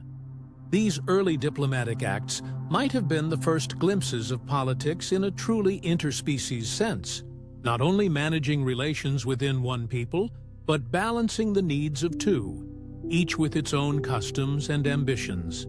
In this way, both species would shape not only each other's material history, but their moral imaginations as well. To live beside another mind requires imagining their perspective, however imperfectly. Even conflict forces empathy of a kind, the need to predict what the other will do, to anticipate their reasoning. And in diplomacy, that act of imagination becomes explicit. One can also picture grander alliances forged in the face of overwhelming threat. A volcanic eruption blackening the skies, crops failing across both lands, or vast herds of predators migrating through shared territory, overwhelming one village after another. In such moments, war would fall away as trivial. The survival of both might rest on standing together. Joint hunts, joint shelters, joint strategies to endure. Around those shared fires, stories would be told of cooperation, of moments when enemies became allies. These stories, told and retold, might soften hearts in later generations, planting seeds of hope that even rivalry can yield to trust. Of course, trust is never permanent. Even the strongest alliance can fracture under envy or scarcity. Yet the memory of shared survival would linger like a faint echo, returning when needed. When another drought came, another wave of predators, another flood of the river, the old story would be invoked. Remember when we endured together. Memory itself would serve as treaty, binding the future with threads of the past. You, drifting now, can sense the ebb and flow of these imagined centuries. Moments of bloodshed, moments of embrace, each leaving its mark like layers of sediment in stone. Neither purely warlike nor purely peaceful, but a rhythm of tension and release. It is in this rhythm that civilizations learn, through error, through pain, through the delicate work of compromise. Soon, we'll drift deeper into how these fragile balances shaped not only survival, but meaning, into the myths and laws that would emerge when two peoples lived in the shadow of conflict and the light of alliance. For now, it is enough to imagine the first treaties carved not in stone, but in memory, in gestures repeated around a fire, in stories passed from one generation to the next. A fragile thread, easily broken, but strong enough to bind when survival required it. From here, the story flows into the realm of invention, into the shaping of tools and the transformation of matter, where the presence of two intelligences might have braided human history into a far stranger, more intricate pattern. Technology, after all, is not merely about objects. It is about timing, about who invents first, who follows, and how knowledge passes, is shared or is hoarded. If humans were not alone in their long climb through invention, then every hammer, every spark of fire, every ship unfurled to the wind would carry the weight of rivalry, of collaboration, of imitation. The earliest sparks of fire might not have belonged solely to one hand. Imagine one group discovering how to coax flame from dry wood and stone, and another watching from the shadows, learning not just the warmth, but the potential power it offered. Did fire spread as a gift, offered in an exchange of friendship, or was it stolen, one group jealously guarding the secret while the other devised its own methods, perhaps slower, perhaps different, but born from determination? The answer could shape centuries of trust or mistrust, as each invention that followed might be remembered not only for its utility, but for its origin. Who had it first, and who came after? Stone tools might provide another example. For humans, the flint blade or obsidian edge was a miracle of sharpness. But perhaps the mirror species shaped tools of bone or shell, equally effective in their environments, but different in feel and philosophy. When the two technologies met, there would be choice: to merge them, creating hybrid tools sharper and more versatile, or to preserve the distinction as part of identity. A human carrying a flint blade might look with suspicion at the shell blade of another, seeing difference not just in material, but in meaning. As time stretched forward, the divergence or convergence of invention would only grow more striking. In metallurgy, perhaps humans mastered copper and bronze first, building weapons and ornaments that gleamed in firelight. The mirror species, watching, might imitate, yet their imitation could take on unexpected forms, perhaps focusing not on weapons, but on artistry, on bells or symbols of ritual. Or perhaps the roles reversed. The mirror species discovered smelting, and humans adapted, reshaping the idea into their own vision. Each invention would carry a shadow question. Whose idea was this? Whose legacy? Such questions could deepen into rivalry, but also into dialogue. The sight of another people with different tools would spark imagination. If they can do this, why not us? Why not something further? Rivalry might accelerate progress, each pushing the other beyond what they might have achieved alone. One species builds ships of river reed, and the other, not to be outdone, crafts sturdier hulls of wood. One learns to weave cloth, and the other counters with dyes of vivid color. A technological dance, each step provoking the next. A slow competition that paradoxically speeds everything up. Imagine then a shared Bronze Age. Two civilizations trading not only tin and copper, but the very techniques of alloying, forging, shaping. Artifacts from this age would carry dual signatures. Human style blended with alien touch. Tools or ornaments that looked familiar but strange. Perhaps hammers with odd grips, or swords balanced for hands of slightly different design. The archaeological record of such a world would be tangled, filled with objects whose origins were blurred, where no scholar could say with certainty who invented what, or who carried the flame first. And what of the Renaissance, that flowering of curiosity and rediscovery? In our own history, it emerged from contact with forgotten knowledge. Old manuscripts brought back into circulation. In a dual world, there would be twice as much to rediscover, twice as many forgotten experiments waiting in the shadows of time. Human architects might study the geometry of the mirror species builders, learning new proportions, new symmetries. Mirror inventors might gaze at human sketches of flying machines, adding their own insights from a body attuned to different movement. The cross-pollination of ideas would be extraordinary, each culture rediscovering itself through the eyes of another. You, listening now, might sense the texture of such a tangle.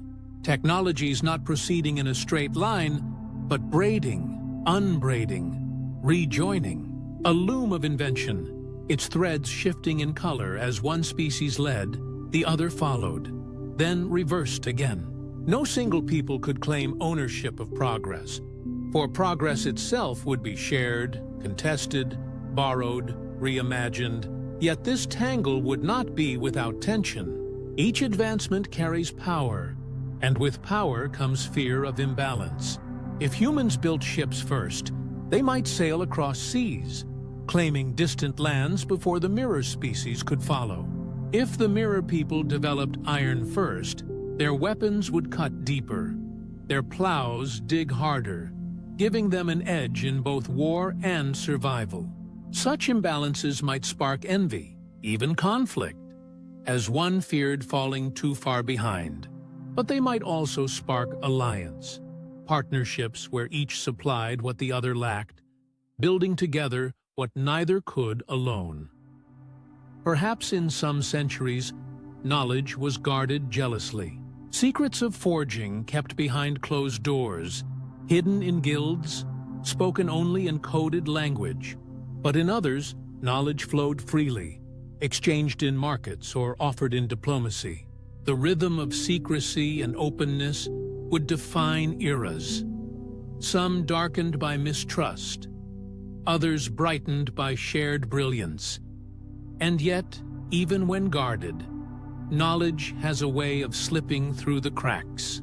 A trader carries a tool across a border.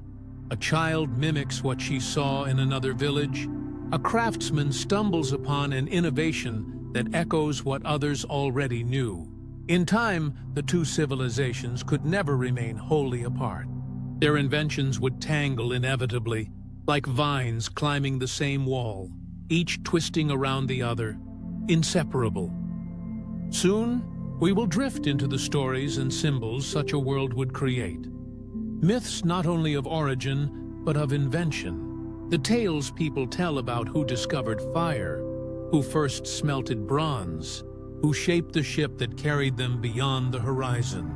But for now, it is enough to linger in this imagined workshop of history, to picture hammers striking in two rhythms, forges glowing with twin fires, and inventions that are neither fully ours nor fully theirs, but something richer, something shared. Carrying the thread forward, we arrive in a world where smoke begins to rise from chimneys, where the steady rhythm of hand tools gives way to the relentless pulse of machines. The industrial age, in our own history, transformed fields into factories, rivers into conduits of power, and small towns into sprawling cities.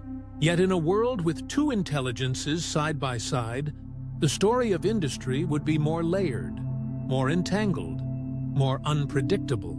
For here, not one vision of progress unfolds, but two, interwoven like gears in a vast machine. At the dawn of mechanization, there might already have been divergence in approach. Humans whose hands found comfort in wheels and levers might lean toward machines of rotation and repetition. The mirror species, whatever shape their bodies and senses allowed, might favor different kinds of invention. If they possessed tentacle-like appendages, their tools could mimic the precision of flexible movement. If wings or claws guided their daily life, perhaps their machines were built with pulleys and suspensions, designed to echo flight or balance. Factories, then, would not all look the same. Walking into one, you might find rows of clattering looms and steam pistons. Enter another, shaped by different minds, and you might see an architecture of swaying arms and delicate mechanical grips, each designed to reflect a different philosophy of what a machine should be. The rise of science, too, would not belong solely to one path. Humans formed the scientific method: observation, hypothesis, experiment, revision. But a parallel people might build their own framework, one that prized patterns of sound, or communal memory, or symbolic exchange. Imagine the moment when the two met. Scientists sitting side by side, comparing their methods, realizing that the weaknesses of one could be balanced by the strengths of another. A culture of writing numbers and equations could meet a culture of mapping gestures or weaving soundscapes. Knowledge, then, would not only advance, it would diversify. Each discovery would be seen from two vantage points, tested not once, but twice, through two logics, two languages of proof. Consider chemistry. Humans, in their curiosity, heated substances, separated elements, and catalogued reactions. Perhaps the mirror species had been attuned to patterns of resonance instead, noticing how sound changed in the presence of different metals, or how vibrations traveled differently through glass and wood. When the two traditions joined, chemistry might not only be a science of molecules, but of harmonics, of resonance, of subtle sensory cues humans might have overlooked. Entire branches of science could have blossomed from the merging fields of study born not of one mind, but of two. And yet, as industry spread, rivalry would not vanish. Nations, whether built on human hands or alien equivalents, would struggle over resources. Coal seams, iron deposits, fertile river valleys, all would become contested landscapes. One people might hold dominion over forests and mines, while the other, more attuned to coastlines or wetlands, commanded fisheries and trade routes. Rival nations would form, some human, some other, some mixed in uneasy alliance. The maps of such a world would be complex, borders shaped not just by rivers and mountains, but by species identity, by centuries of negotiation and conflict. Wars of industry would carry dual engines. Human armies might march with muskets and cannons, while the mirror species deployed inventions of their own. Machines shaped not for marching men, but for their bodies and strategies.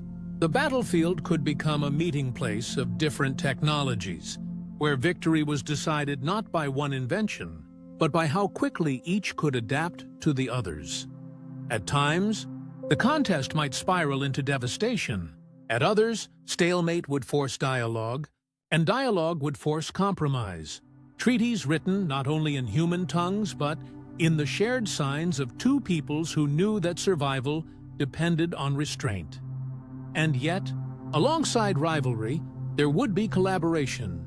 Imagine the building of railways. Human engineers laid tracks across mountains and plains. The mirror species, perhaps more agile in water or trees, designs bridges and tunnels with unfamiliar grace, making possible what humans alone might have struggled to achieve. The railway becomes not just a human achievement, nor an alien one, but a braided triumph, steel and stone carrying both peoples into new landscapes. Factories, too, might not all be divided. Some would be shared, humming with two rhythms at once, human workers beside alien workers, each adjusting the machines to their own motions. There might be periods of friction, moments when one group resented the other's presence. But there would also be moments of unexpected harmony, where one worker's skill completed another's weakness, where efficiency arose not from sameness, but from difference. Think of cities. In our history, industrial cities grew in soot and steel, crowded with tenements and glowing with lamps. In this imagined history, they would be doubled. Streets wide enough for both gates, buildings designed with two species' needs in mind, doorways shaped differently, public squares filled with layered sounds, signage carrying two languages, perhaps even two scripts, etched side by side. The city would become a living document of coexistence, every brick and street corner telling a story of shared industrial life. You, drifting now, might picture such a city at dusk, chimneys rising into twilight, the air thick with smoke and the faint smell of iron. Humans emerging from one factory gate, the mirror people from another, their paths converging in the market square where goods are traded. Not only cloth and tools, but ideas, gestures, stories of what was made, what might be made next. Of course, the industrial world would also give rise to questions deeper than machines. What happens when progress runs faster than wisdom? When pollution spreads through rivers? When forests fall? When workers, human or otherwise, are pressed into lives of hardship for the sake of profit? Two intelligent species would face these challenges together, though not always in agreement. Perhaps one culture would resist exploitation, urging balance with nature, while the other pressed forward, seeking expansion at any cost. Or perhaps both, in different moments, repeated the same mistakes, only realizing in time that survival demanded a rethinking of what industry should mean. The dual revolutions of science and industry would thus not be one story, but many. Stories of competition and compromise, of shared triumphs and bitter rivalries, of smoke and steel shaped by two minds rather than one. Soon, as we drift further, we will imagine how such a world might enter the modern age, with engines and electricity, with nations rising and falling, and with the ever-present question of how two intelligences share not only a planet, but a future. From here, the tide of history turns outward, flowing into an age defined by sails, compasses, and restless horizons. In our own timeline, ships left their harbors seeking spices, gold, and distant shores. But in a world of two intelligences, the age of exploration would be multiplied. Its ambitions doubled, its routes diverging and converging like threads in a vast woven map.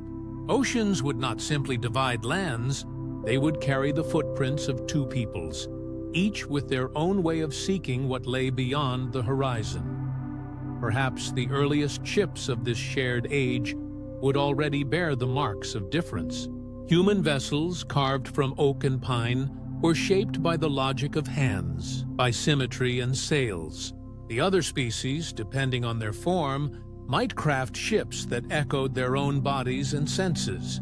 If their history had been aquatic, their vessels could resemble floating reefs or living arcs, shaped not for straight lines, but for fluid sways, gliding as if part of the sea itself. If they were arboreal, their craft might rise high with masts and latticeworks that mimicked treetop canopies, designed to catch every whisper of wind. Side by side in a shared harbor, these ships would appear like two philosophies of travel embodied in wood and rope. Maps, too, would multiply. Humans mapped with ink and parchment, laying down coasts and rivers in lines and names. But the mirror species might not see the world in lines at all. They might map with soundscapes, with stories, with layered images that only came alive when told aloud.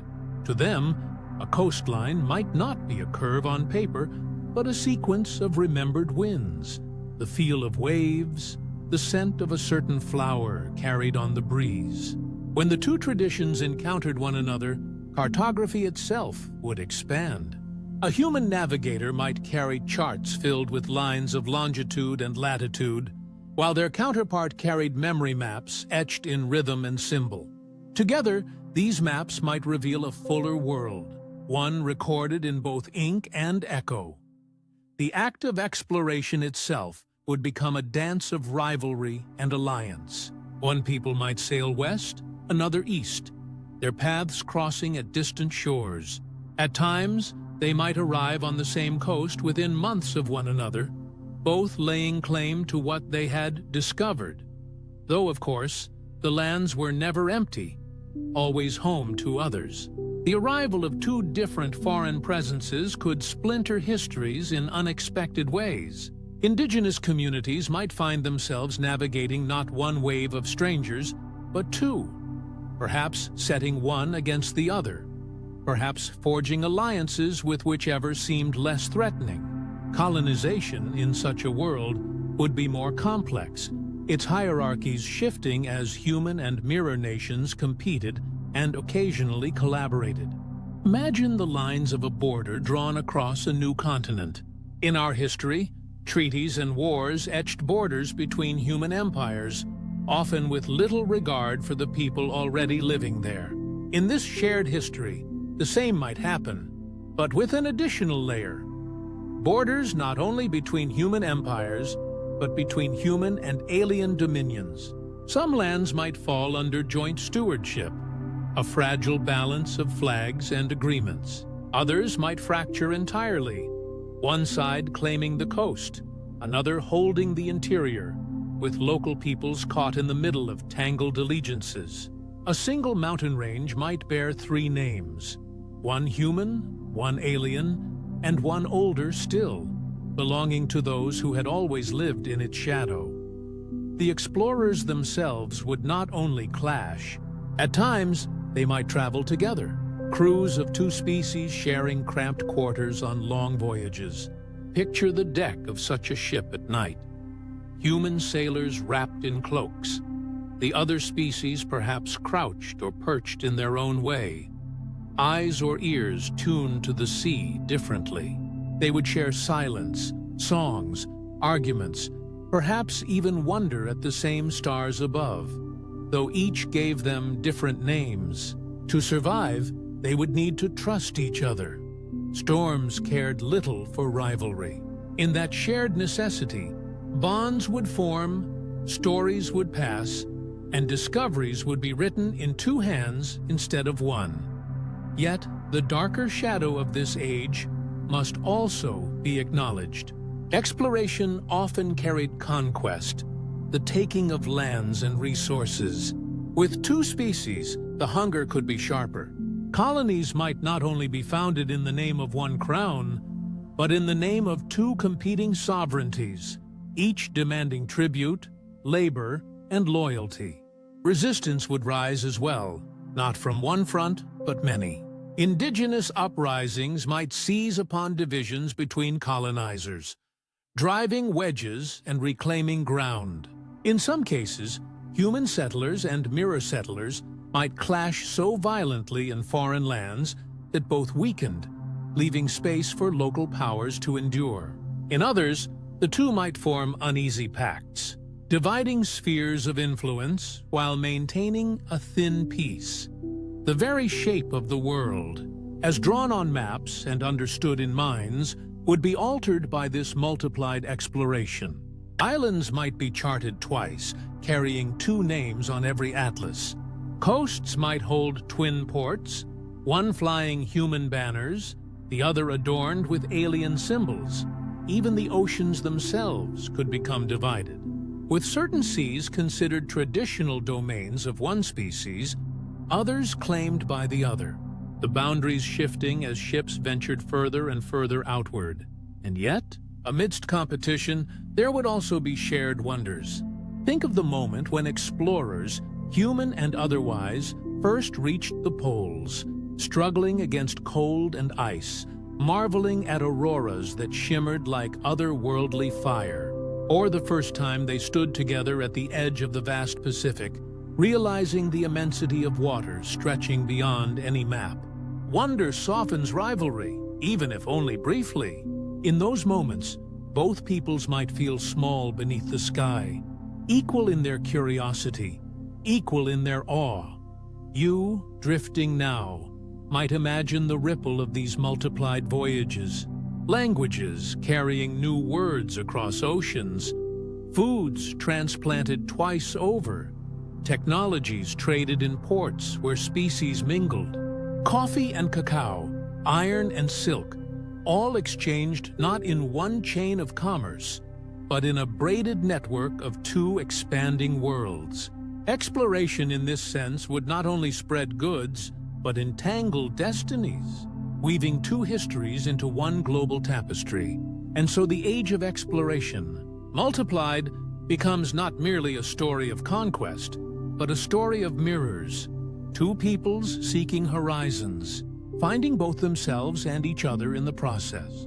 Soon, we may turn to what follows, the age of nations, of empires and revolutions, and how the presence of two intelligences might shape borders not just on maps, but in the deeper sense of identity and belonging. Carrying the tide of history forward, we drift now into the century that shaped the modern world, the 20th, with its wars, its breakthroughs, and its restless search for meaning. In our own reality, it was an age of invention and upheaval, of radios humming with distant voices and cities glowing with electric light. But in a world where two intelligences shared the earth, the fabric of that century would be woven with double threads, each strand coloring the other, each shaping the storms and the stillness alike. The politics of such a century would be complicated beyond measure.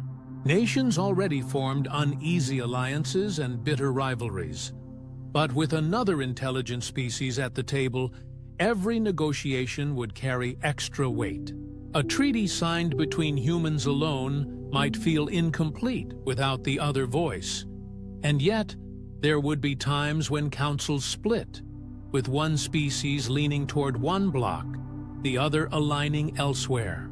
The Cold War, in particular, might not be a duel of two superpowers, but a quadrangle of four perspectives: East and West, human and other.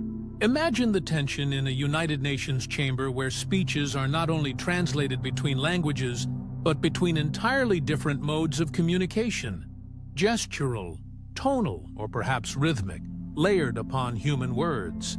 Each statement would carry the echo of double meanings, mistranslations, and the haunting possibility of being misunderstood not only in intent, but in species. And yet, it is possible that rivalry would sometimes soften. The terrifying shadow of nuclear fire might hang over both peoples, reminding them of shared vulnerability. If one species had crafted atomic weapons, the other might scramble to balance, or perhaps offer counsel rooted in different traditions of restraint. The image of mushroom clouds rising could strike both as an equal threat, urging caution, urging dialogue. Hot wars might still ignite, conflicts across borders, revolutions spilling into the streets. But in every case, the calculus would be different. The alliances unstable, the outcomes harder to predict. To fight alongside another intelligent kind is one story. To fight against them is another altogether. One written in deeper fear and deeper sorrow. Beyond the wars and treaties, culture would be the quieter, richer thread of shared modernity. Think of music, that universal shaping of time and rhythm. Humans crafted jazz, blues, classical symphonies, electronic pulses. Another intelligence might have their own sonic traditions, perhaps built not on 12 notes, but on subtler divisions of sound, or resonances felt in the body more than heard with the ear. When the two traditions met, a new art form could emerge. Orchestras blending strings with alien instruments, songs braided from human voices and something stranger. Perhaps harmonic clicks or cascading tones beyond our usual scales. Concert halls would resound with collaboration, audiences swaying together to a music neither species could have invented alone. Cinema, too, would not remain untouched.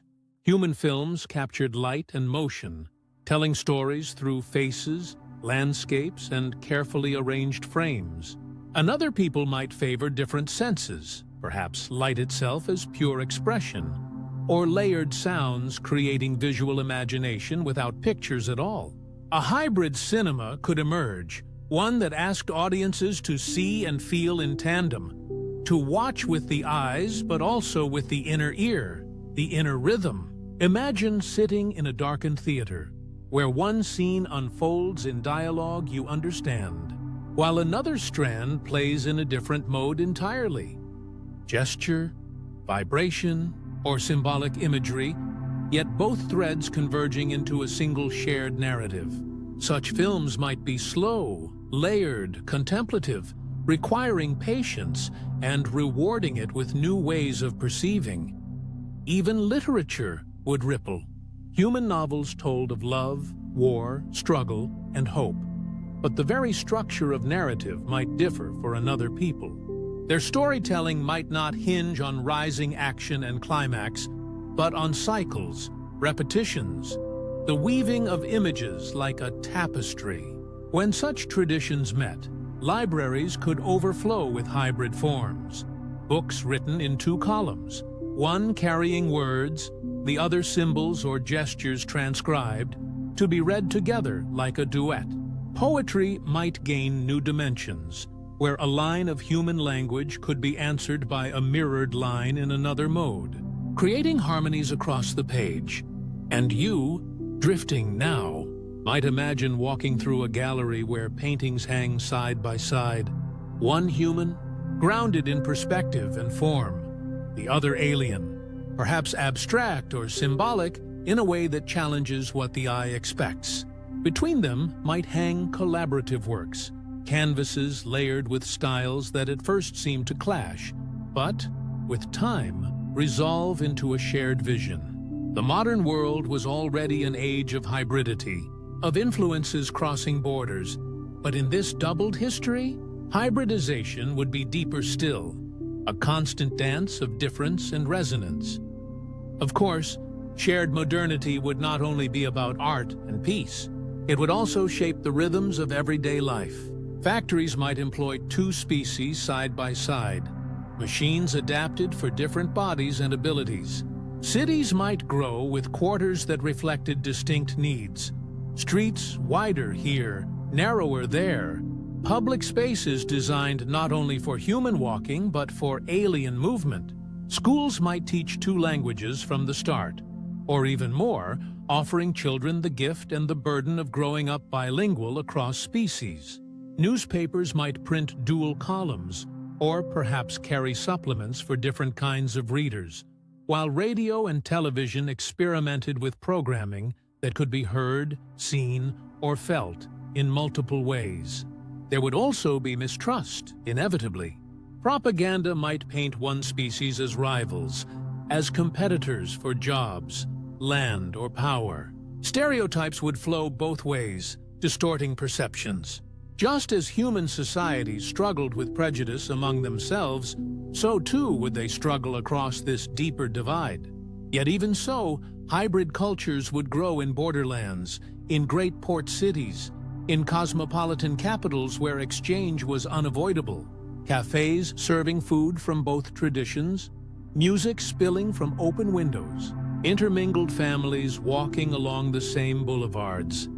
These would be the lived truth beneath the noise of rivalry. In the midst of all this, one might wonder what becomes of identity. Do humans define themselves more sharply against the other? Or do both species, over time, learn to carry a layered sense of belonging, where one can be human or alien, and yet still part of something larger? Shared modernity, shared earth, perhaps both unfold together, in contradiction, as they so often do, division and unity, suspicion and intimacy, clashing in some places, harmonizing in others. And so, as the century unfolds, we see how modernity itself, an age of machines, wars, art, and voices, would be different, doubled, enriched, and burdened by the presence of two intelligences. Soon, we may step further still, into the futures beyond modernity, where new technologies and new dreams might carry both species not only across the globe, but beyond it, into the starry dark. From the pulse of the 20th century, let us drift gently into the unfolding present and the near horizons of tomorrow. History, with its wars and inventions, has carried us here. Yet in this doubled story, with two intelligences shaping the world side by side, the questions of today take on new and unexpected forms. Consider first the halls of international organizations. Already in our own history, the 20th century gave rise to institutions meant to bind nations together: the United Nations, the World Bank, the World Health Organization. They were imperfect, fragile, sometimes paralyzed by rivalry, yet they carried a seed of cooperation. Now imagine such institutions in a world of two voices, not only multiple nations, but multiple species at the table. The architecture of such councils might itself be transformed. Chambers designed to accommodate different bodies, acoustics adjusted for different ways of speaking. The microphones would not only amplify words, but gestures, signs, perhaps even light displays or patterns of vibration. Resolutions would be translated not just between languages, but between modes of thought. And what of the debates within those walls? A resolution on peacekeeping would not only weigh human losses, but the lives of another people as well. Discussions on trade, climate, or health would stretch across not just continents, but across species lines, each bringing its own priorities, its own sense of what survival and flourishing mean. At times, these differences would slow decisions, create rifts, magnify conflicts. But perhaps, at other times, they would remind the world that no single view could be sufficient, that in listening across difference, something broader and wiser might emerge. If one wishes to glimpse such possibility, environmental challenges offer the clearest mirror. For in our world, the 21st century has been shadowed by the warming of the earth, by rising seas, by forests burning and coral reefs bleaching. In a world of two intelligences, these crises might be seen through two sets of eyes, carrying two traditions of knowledge. One species might bring the rigor of industrial science, data, models, satellites tracking carbon dioxide in the skies. The other might bring a deep, embodied sense of ecological balance, born of traditions that listened more closely to cycles of land or sea. When woven together, such perspectives might yield solutions we alone have struggled to find. Renewable energy, conservation, rewilding. The tools might differ, but the principle would be the same. Survival requires cooperation. Survival requires humility. Yet it would not always be easy. Perhaps one species leans toward rapid industrial expansion, driven by hunger for growth. The other, perhaps shaped by a different evolutionary path, counsels restraint. Conflict might arise not over whether the planet is changing, but over how best to act. Do we slow the river of industry, or do we dam it with technology? Do we look backward to preserve or forward to innovate? In such disagreements, the fate of Earth would hang in the balance, with two minds pulling at the wheel. Meanwhile, life on the ground would shift in quieter ways. Intermixed societies would grow more common, not only in borderlands or great cities, but everywhere. Families, too, might form across species lines, perhaps not always in the way of biological union, but in adoption, kinship, households where children of both peoples grow up together. Picture a kitchen where two languages mingle at the table, where gestures and songs overlap, where the rhythm of daily life becomes a gentle tapestry of difference.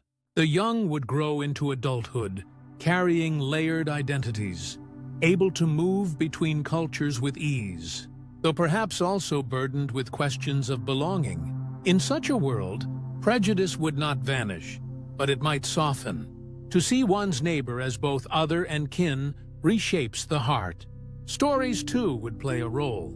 Novels written by one species might be read by the other. Films showing hybrid families might offer new images of love and loyalty.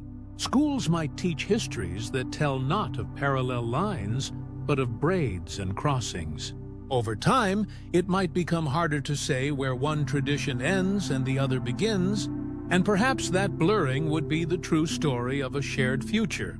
Technology, meanwhile, would amplify these entanglements.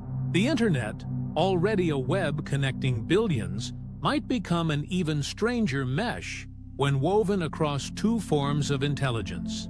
Social media might pulse with posts that mix human languages with gestures or symbols understood only by the other species.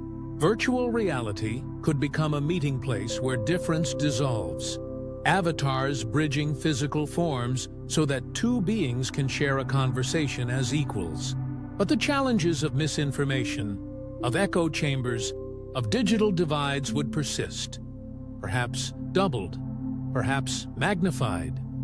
You, drifting now, might picture an ordinary street in such a future, perhaps in New York or Nairobi or Tokyo or a city yet unnamed. On one corner, a cafe serves dishes from both culinary traditions. Inside, students from both species study side by side, their textbooks open, their devices glowing. On the next corner, a protest unfolds, voices raised against some injustice, perhaps environmental, perhaps political. Yet even there, the signs and chants mix human words with alien syllables. Life is neither harmony nor discord, but a complex score, dissonant and melodic in turns. And what of space? The dream of leaving Earth behind? Already, our century has placed machines on Mars and telescopes in orbit. In this doubled future, perhaps the dream of exploration is shared more broadly, with one species designing ships, the other imagining how to endure the long silence between stars.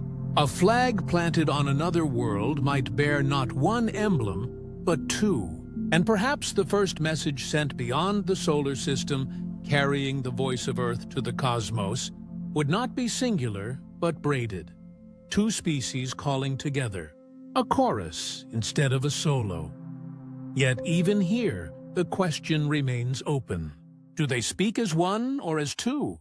Do they imagine a shared destiny or parallel ones? The answer may change with the winds of politics, with the tides of history. Some moments may bring unity, others separation. Perhaps what matters most is not whether the voices merge, but whether they continue to speak, to echo, to be heard alongside one another. And so, as we stand in this imagined present, looking to the near future, we see a world neither perfect nor doomed, but layered, intricate, textured with the presence of two intelligences. Soon, we will drift further still, beyond this century and into the open sky of possibility, toward the futures that reach into the stars, carrying those thoughts outward, beyond the crowded cities and the weaving threads of modern life. The horizon expands into a realm far vaster than any map of Earth. The night sky, ancient companion to all who have ever looked upward, now beckons two species together. What was once only mythology and wonder begins, in this shared future, to unfold as engineering, science, and possibility. The stars are not closer, but they feel somehow nearer when more than one kind of intelligence dreams of reaching them. Each species might begin from its own philosophy of flight. Humans, with a history steeped in fire and combustion, might imagine rockets, cylinders rising against gravity on plumes of flame. The other, shaped perhaps by different anatomy and different senses, might imagine a gentler ascent, sails catching solar winds, vessels tuned to magnetic fields, even biological craft grown rather than built. Where one dreams of conquering distance with sheer force, the other might dream of harmonizing with the currents of space, treating the void not as emptiness, but as an ocean with tides yet to be charted. The divergence here would not necessarily create rivalry. It might instead enrich the attempt. In laboratories where human engineers sketch propellants and alloys, their companions might lay out diagrams of resonance chambers or living membranes that breathe the vacuum. At first, the two approaches could seem irreconcilable, but over time, as has happened so often in shared history, they might braid together. A ship that is both machine and organism, a vessel that burns its engines for launch, then unfurls shimmering sails in orbit. In such cooperation, one can see the symbolism of coexistence, two ways of being carried together into the unknown. And what of the motives that drive such voyages? For humans, the impulse to explore is tangled with ambition, survival, and curiosity, sometimes noble, sometimes restless, sometimes driven by fear of limits. For the other intelligence, the motives might differ.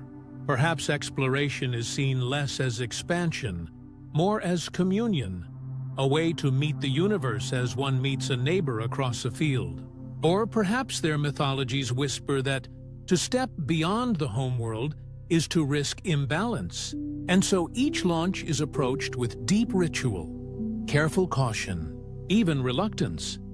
This difference in philosophy could shape the very culture of spacefaring. A human astronaut might speak of conquering the stars, while their companion species might describe it as listening to the stars. A mission briefing might contain equations and schedules, but also chants or gestures meant to align the voyagers with unseen rhythms. In a joint mission, these attitudes might merge into something entirely new, a launch that is both technical and ceremonial, precise yet reverent, fueled by mathematics and myth alike. If such missions succeed, the symbolism carried outward would be immense. Consider the first radio signals humans cast into space, the crackling voices, the music, the mathematics encoded as greeting. Now imagine that message doubled. Two voices, two alphabets, two systems of thought braided into one transmission. A star system many light years away might one day catch a faint signal, not of one people but of two, different, yet sharing a homeworld, sharing a desire to be known. It would be the cosmic equivalent of holding hands in the dark and whispering, "We are here." The joint missions themselves could be both triumph and trial. Who decides where to go? Which species pilots the craft? Which navigates? In moments of danger, do they prioritize differently? A failed engine, a dwindling supply, a silence from Earth. Each crisis would test the alliance. Yet perhaps, as on Earth, necessity would bind them. To survive together in the vacuum, one must rely not only on tools, but on trust. An airlock door would open only if both hands, or both tentacles, worked the mechanism. A ship crossing the black would be a fragile microcosm, a bubble of shared air, shared fate. The symbolism of such cooperation would ripple back to Earth. Children in villages and cities might look upward at the night sky, knowing that up there, far beyond their sight, beings of two kinds travel together. The stories told at bedtime would be filled with wonder, not only of rockets and sails, but of the deeper truth that the stars can only be reached by listening across difference. This would become myth once more, but myth rooted in reality, a tale that reassures the young that the cosmos is not empty, but filled with the possibility of companionship. And yet, divergence is always possible.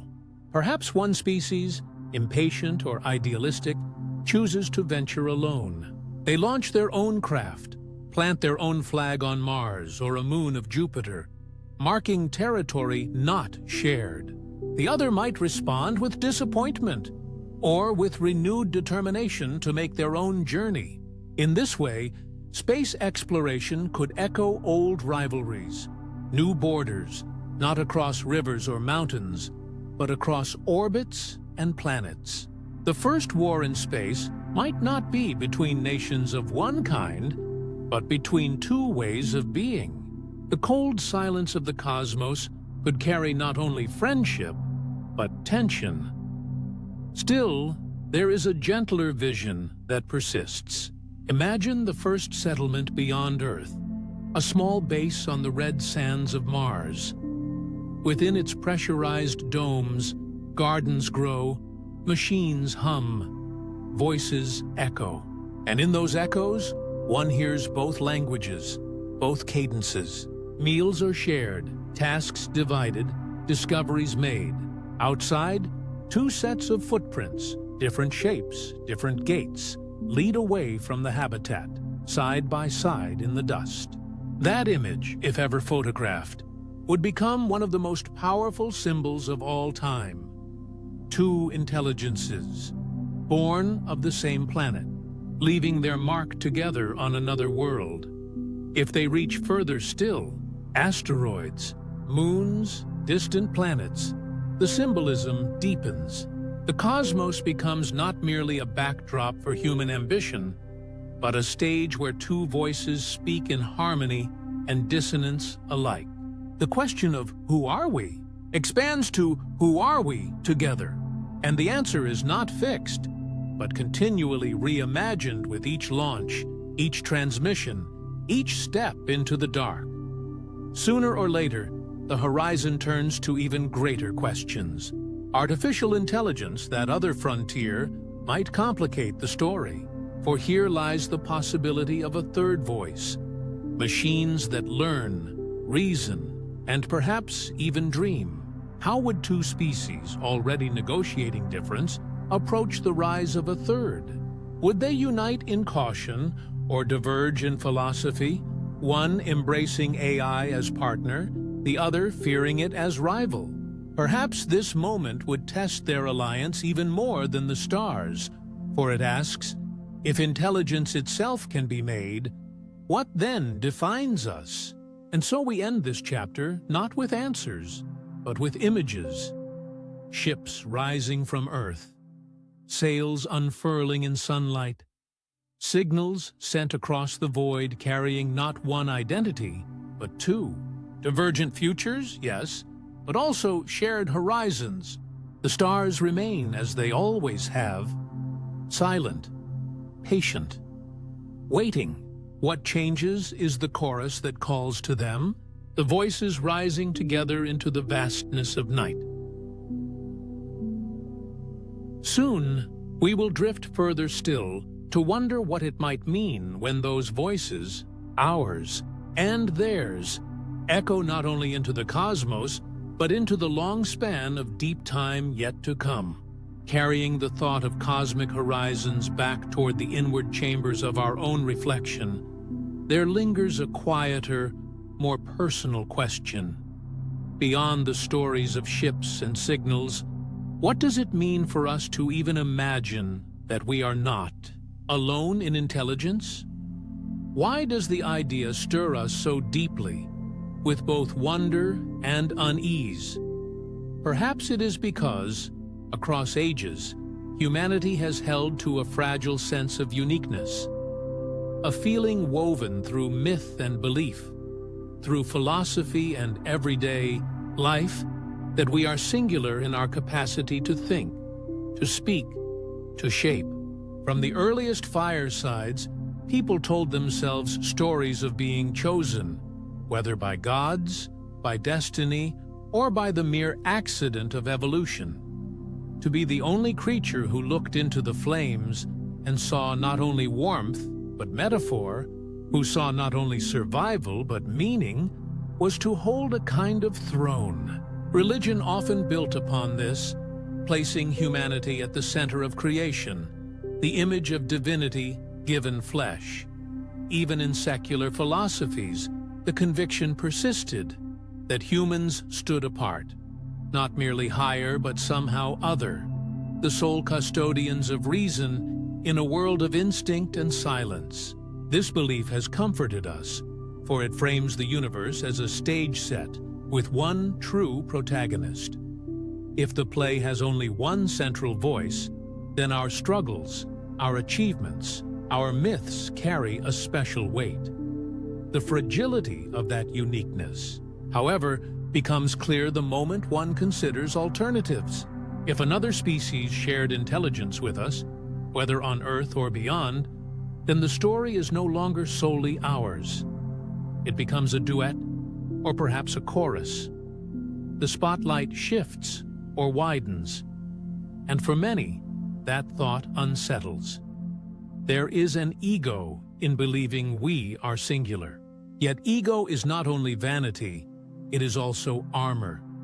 To think that no one else shares the same inward light can create both pride and security. It means we are exceptional, but also unchallenged. Our languages, our art, our grief, our joy, these seem precious precisely because they feel unique. To discover otherwise, even in imagination, is to open the door to comparison. Another intelligence might do things differently. They might compose songs in a way we cannot fathom, weave myths that reach deeper, cultivate societies that resolve tensions we still stumble through. And with that possibility comes a quiet fear. What if we are not the pinnacle, but one branch among many? The anxiety of losing uniqueness has surfaced before in subtler ways. When paleontologists first unearthed the skulls of Neanderthals, many resisted the idea that another kind of human once shared the world. To admit such coexistence was to loosen the grip of singularity, to reveal that our kind was not inevitable, but one among many experiments in the long, slow flow of evolution. Even now, when evidence shows that fragments of Neanderthal and Denisovan DNA live on within us, some hesitate to imagine them as equal minds.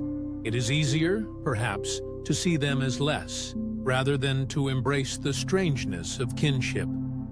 Religion, too, has often danced on the edge of this anxiety. If humanity alone was created in the image of the divine, what happens when we imagine another creature, also intelligent, also moral, also capable of awe? Do we extend the image, or do we tighten the circle? Some traditions might welcome the widening of spirit, while others might feel threatened. For uniqueness is not only about pride, but about purpose. If the story was written for one, how do we retell it for two? There is also comfort in being unmatched. To be the only mind capable of building tools, of leaving records, of gazing at the stars, means that our mistakes belong to no one else. When forests fall or oceans warm, the burden is ours alone. In a paradoxical way, This exclusivity absolves us of comparison. We are not being measured against another civilization still thriving, still choosing differently. We are judged only against ourselves. But if another intelligence lived beside us, we might have to ask more difficult questions. Why do they live more gently with the earth? Why do they wage fewer wars, or perhaps more?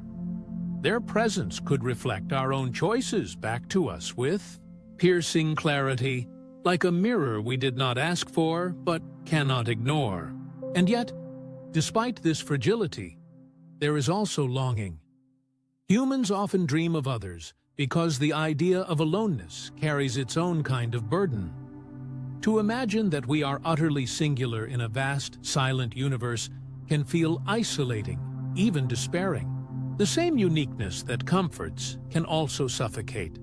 So we balance between two poles, pride in being alone and yearning not to be.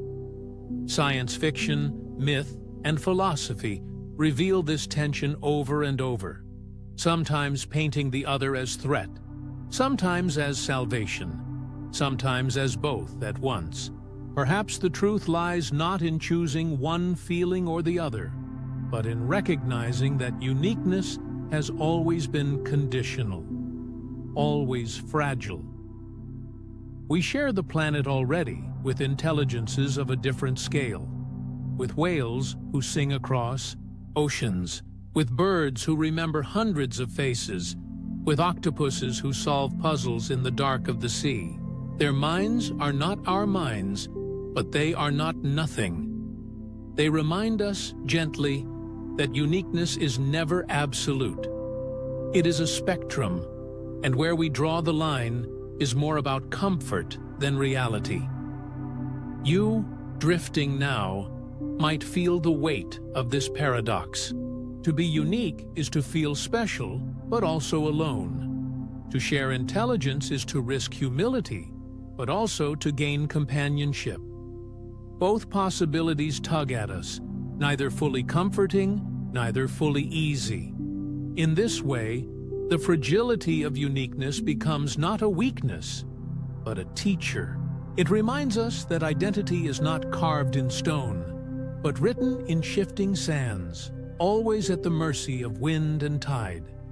So when we imagine another intelligence walking beside us, whether in history or in futures not yet written, what we are truly touching is our own vulnerability. We see how much of our story depends on being the only ones telling it. And in that recognition, there is an invitation to loosen the grip, to allow the possibility that our value does not depend on being singular, but on being part of a larger, stranger, more interwoven chorus of thought. Soon, we will look more deeply into what such multiplicity might mean, not only for our pride, but for our sense of purpose, our vision of the sacred, our place within the vast unfolding of life. Carrying the thought of fragility forward, let us imagine how the very presence of another intelligence would alter the mirror through which we see ourselves. A mirror is not always made of glass. Sometimes it is a presence, a voice, a gaze returned with recognition. To meet another mind, one not human yet equal in its depth, would be to encounter a mirror unlike any we have known, reflecting us back not as solitary beings, but as one among many. Perhaps the first shift would be humility. For so long, humans have arranged their sense of self around singularity, a pedestal carved carefully over millennia. To step down from that height and stand on level ground with another species would not diminish us, but it would change the scale of our pride. Achievements like fire, tools, or even spaceflight would no longer be ours alone. They would be part of a shared catalog of wonder. Imagine telling the story of humanity not as the tale of the only thinkers, but as one chapter among several, each voice adding resonance, each invention a verse in a longer song. Humility, then, would not erase our value, but remind us that value is not dependent on exclusivity. You, drifting now, might imagine how a child would grow in such a world. Instead of learning that humans are the single measure of intelligence, they might hear that there are many ways of knowing. The lesson of we would expand. No longer confined to one species, the pronoun might stretch to encompass a shared kinship across difference. We could mean humans and another species together, bound not by sameness, but by mutual recognition. That small word, so often wielded to divide, would open like a door. This broadened sense of we carries with it a profound transformation. It could reshape how humans think of morality, of responsibility, of destiny. If intelligence is plural, then stewardship of the earth becomes a shared task. It is not the story of one guardian, but of two or more cooperating, clashing, learning. The responsibility no longer rests on human shoulders alone, and with that sharing comes both relief and challenge. Relief, because we are not alone in carrying the weight of planetary care. Challenge, because our choices would always exist in dialogue with others. Consider how art might evolve in such a mirrored world. Human paintings, music, poetry, all are ways of trying to capture what it means to feel, to remember, to dream. Another species might do the same, but through forms utterly unfamiliar. A symphony of gestures, a poem written in shifting light, a sculpture grown from living roots. To witness such creations would not only broaden aesthetic horizons, it would also reflect our own attempts back to us. We might ask, what does our music sound like to them? What do our myths reveal and conceal when set alongside theirs? In this way, art becomes a shared mirror, not only showing who we are but who we might become in relation to another. Philosophy, too, would find new terrain. The questions we have long asked about self, purpose, morality, and truth would meet their counterparts in another species' reflections. Perhaps they would conceive of identity not as an individual, but as a collective. Perhaps their ethics would emphasize harmony over competition, or cycles over progress. To study such views would be to see ourselves refracted, our assumptions unmoored.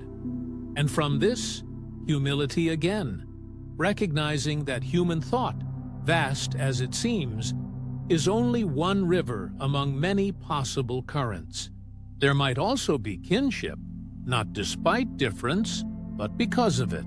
In the gaze of another intelligent being, one might recognize the shared burden of consciousness. To know that life ends, to carry memory, to imagine futures, these are not simple gifts, but heavy ones. Another species bearing that weight would become kin in the truest sense, companions in the strange, luminous condition of awareness. Differences in form would matter less than the shared reality of thinking, feeling, and knowing. But kinship is not automatic. It would require effort, patience, the willingness to bridge gaps of biology and culture. Misunderstandings would be inevitable. Yet even in those moments, the very act of trying would change us. To reach across difference, to stretch empathy beyond the familiar, is itself transformative. Each failed attempt, each small success, would remind us that we is not given, but created. Patiently. Over time, you might picture a quiet scene. Two children, one human, one of the other species, sitting side by side at the edge of a stream. They do not yet share words, but they share gestures, laughter, curiosity. Each sees the other as strange, yet not incomprehensible. This simple image, companionship born in the spaces between, is perhaps the purest mirror of all.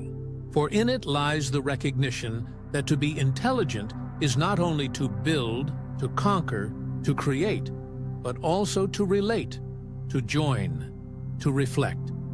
Even conflict could become a mirror. Where we clash, we learn what we defend, what we fear, what we value.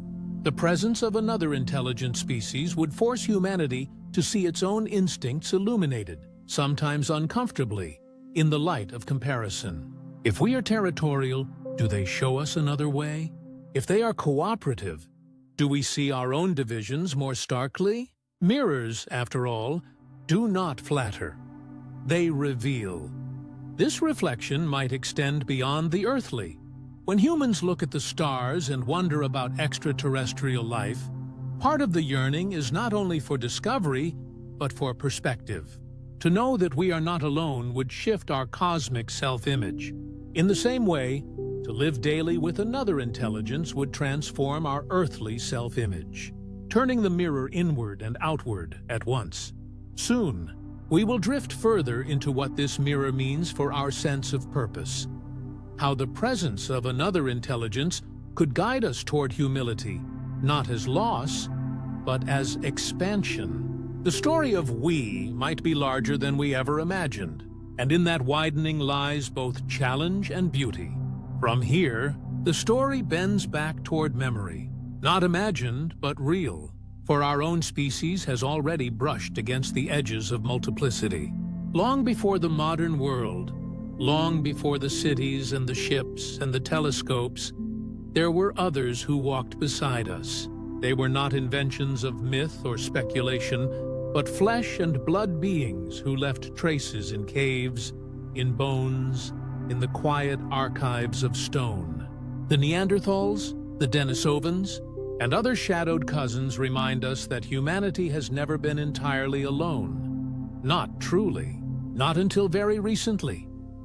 When archaeologists kneel in the dust of old river valleys and mountain caves, they sift not only through sediments but through whispers. A flint tool shaped in a way just slightly different. A hearth blackened by fire struck from stones, pigments pressed into stone walls.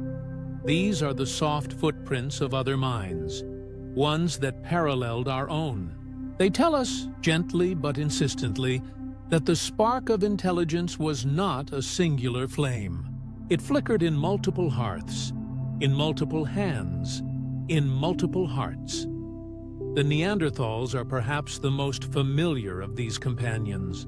For a long time, the story painted them as brutish and less capable, a foil against which Homo sapiens could define itself. But the more we uncover, the less that caricature holds. Their brains were large, sometimes larger than ours. Their tools grew increasingly sophisticated. There is evidence they cared for their injured, buried their dead, perhaps even whispered stories into the night air. It might be that they sang, that they dreamed, that they feared and loved in ways not unlike our own. To imagine them is to see an alternate intelligence, one that mirrored us so closely that distinguishing difference becomes an exercise in humility. And then there are the Denisovans, whose bones are scarce but whose presence lingers invisibly in another way. Their legacy is not only in fossils, but in genes, braided into the DNA of people alive today. In Tibetans, their influence is found in adaptations to thin mountain air, a biological inheritance from encounters thousands of years ago. The Denisovans remind us that coexistence is not just a story of competition or extinction. It is also one of mingling, of absorption, of memory written into the very strands that spiral within every human cell. You, drifting now, carry echoes that you may never feel, but which hum quietly in the body you inhabit. Even smaller beings, like Homo floresiensis, the so-called hobbits of Indonesia, speak of this wider chorus of intelligences. Small in stature, yet bearing tools and fire, they show that thinking is not bound to size or dominance alone. They walked island forests, gazing perhaps at the same stars as early humans, their minds tracing constellations in ways we will never recover. These little figures, half forgotten in the long sweep of time, remind us again of plurality. Intelligence sprouted in many directions, on many branches of the tree, and only later did one branch, ours, stretch unchallenged into the present. Perhaps what lingers most, when we think of these others, is not only curiosity, but loss. What would the world feel like if Neanderthals still walked among us? What songs would we sing if Denisovans still spoke in their own voices? We will never know. And that absence becomes its own kind of presence, like an echo in a canyon that reminds you of the sound, but not the source. The stones keep their diaries, but many pages are smudged, torn, or forever erased by rain and wind, and yet the echo persists. Within our DNA lie traces that speak of meetings, of unions, of shared moments that transcended species boundaries. Within our myths, perhaps, lie faint shadows of memory, giants, forest dwellers, tricksters, and others who may have been distant recollections of encounters long past.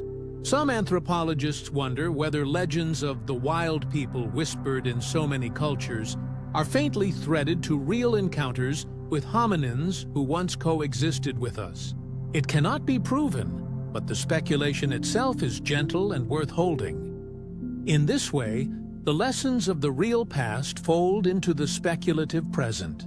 We do not have to imagine entirely what coexistence would feel like. We have only to listen to the residues of what already was. Archaeology shows us hearths that once burned, bones interred with care, pigments brushed onto stone.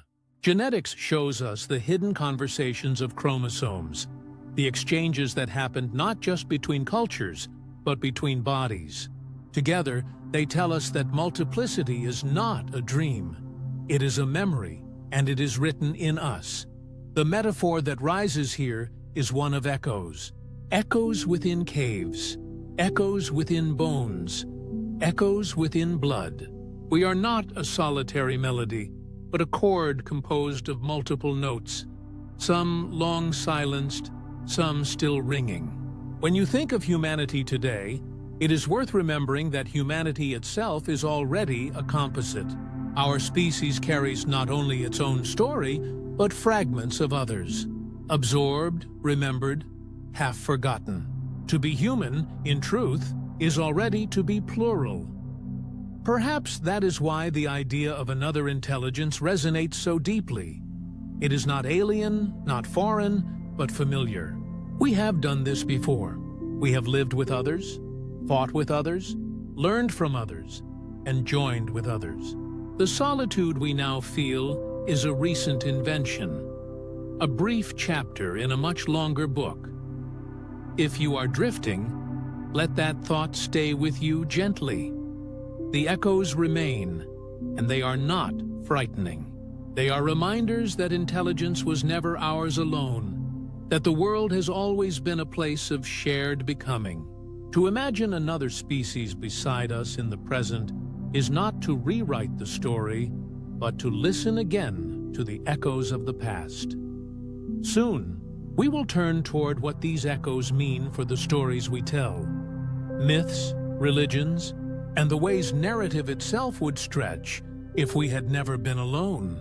For now, we rest with the knowledge that we once shared this earth, and in many ways, we still do, carrying those ancient companions quietly within us, carrying that reflection outward from the echoes within our own blood to the wider universe. The question unfurls like a sail catching starlight. If intelligence arose in more than one branch here on Earth, might it not also shimmer elsewhere in other skies, under suns we will never see directly?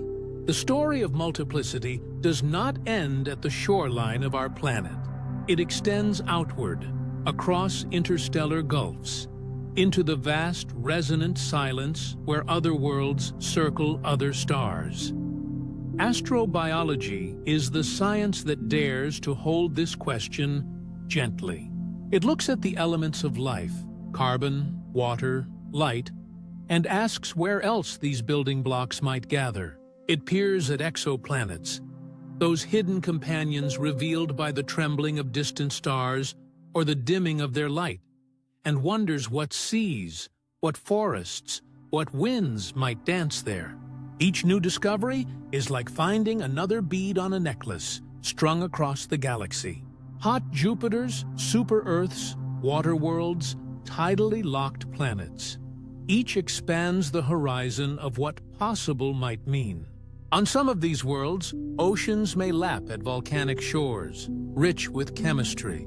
On others, ice might stretch endlessly, with liquid hidden beneath like the buried seas of Europa.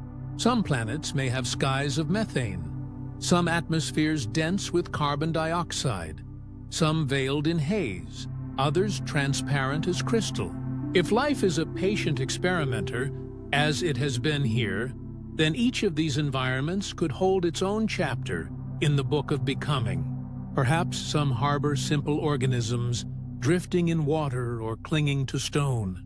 Perhaps others, older than Earth, have seen intelligence bloom not once, but twice, or more, so that twin civilizations rise and gaze at their own stars. The thought can be both dizzying and calming.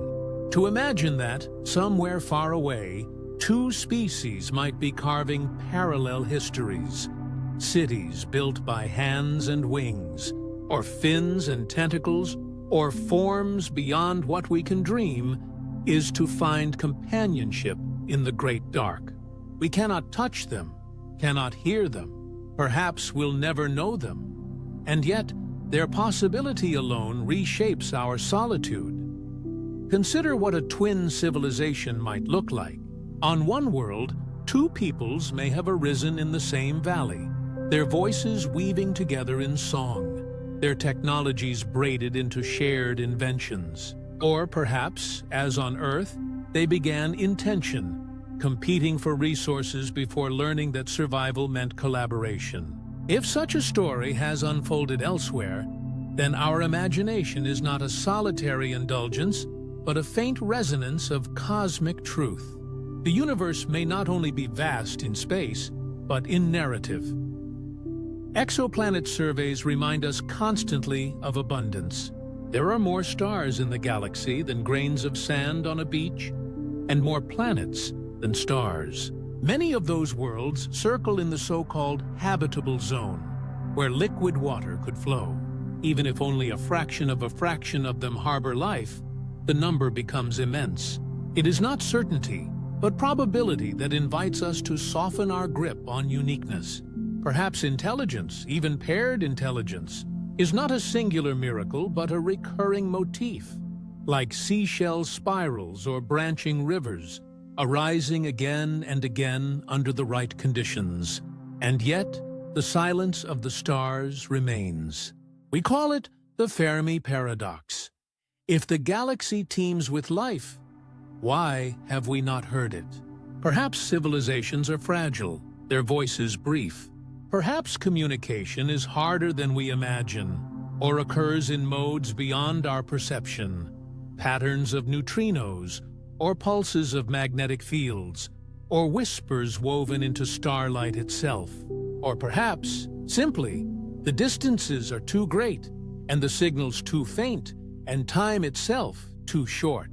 If two species rose together on a distant world, their voices might never carry to us.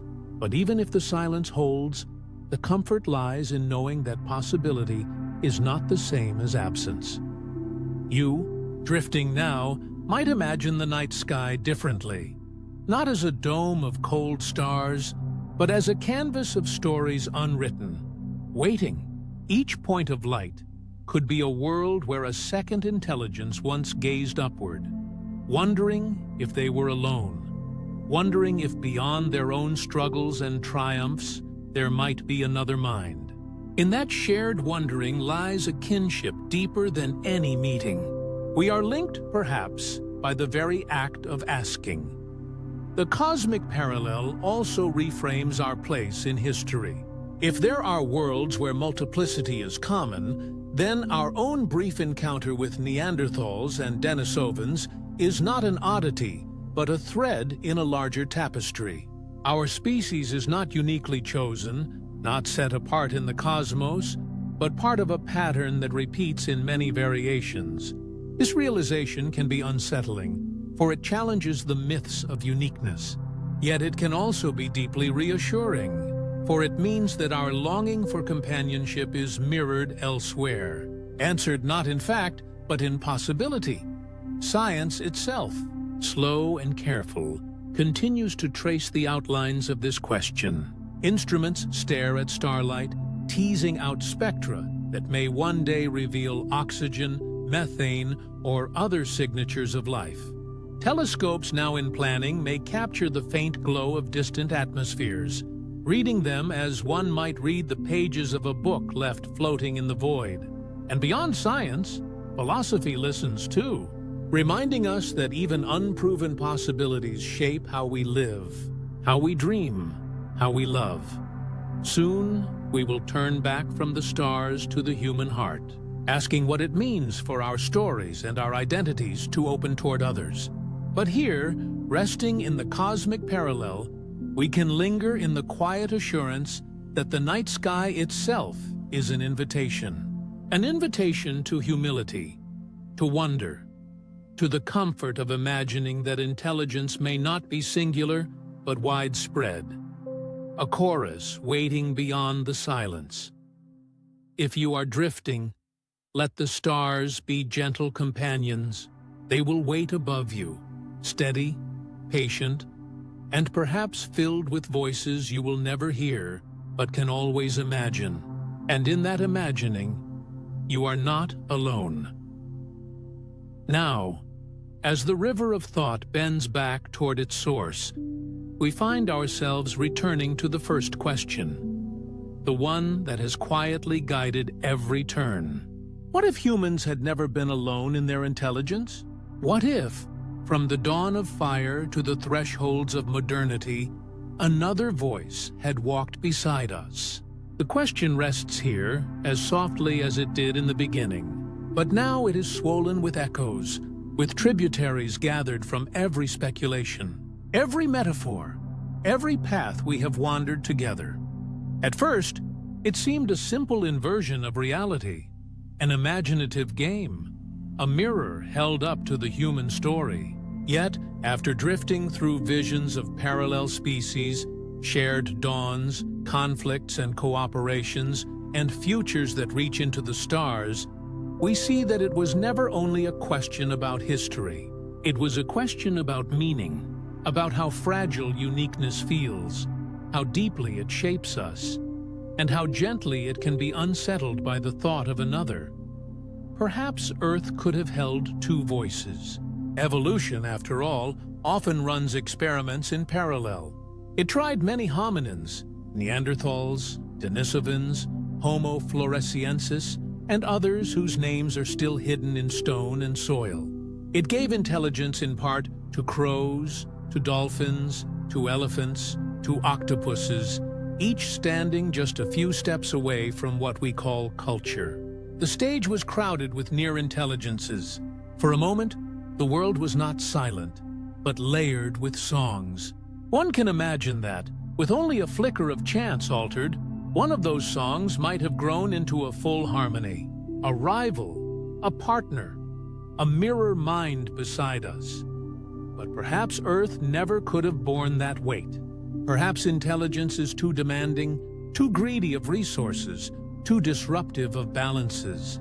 The river of evolution prunes as often as it branches, and intelligence may be a rare flower, needing so much soil and sunlight that only one bloom can rise fully at a time. The fossil record suggests that our uniqueness was not guaranteed, yet also not easily shared. We may be alone not because the universe forbids multiplicity, but because survival narrowed it here, at least for now. And then, perhaps, the universe still does hold two voices, or many more, echoing under other suns.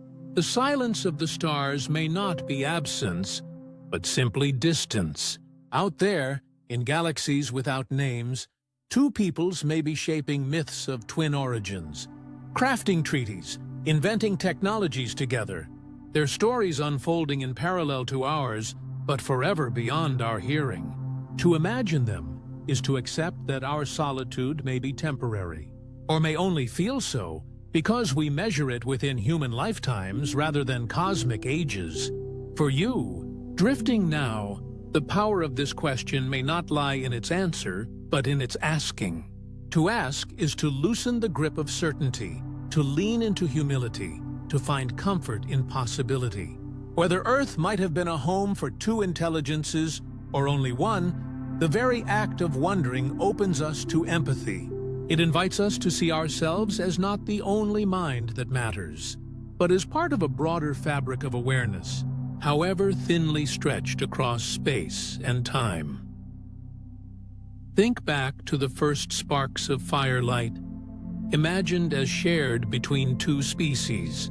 Think forward to ships that might carry not one, but two voices into the cosmos. Think sideways to the animals that walk beside us now, not fully other, not fully like us, yet reminding us that the boundary of intelligence is a riverbank, not a wall. The question is not answered but enriched, like a song returning to its refrain with new harmonies gathered along the way. So perhaps the truest conclusion is no conclusion at all. Perhaps the value lies in circling back, in holding the question lightly, as one might hold a smooth stone found by the river. Earth could have held two voices. Earth may never have been able to. The universe may hold many still. Each possibility is a window, and through each window flows not certainty, but wonder. And as we rest here, on the quiet threshold of reflection, the thought lingers like a soft breath. To imagine we were never alone is to remind ourselves that we never really are.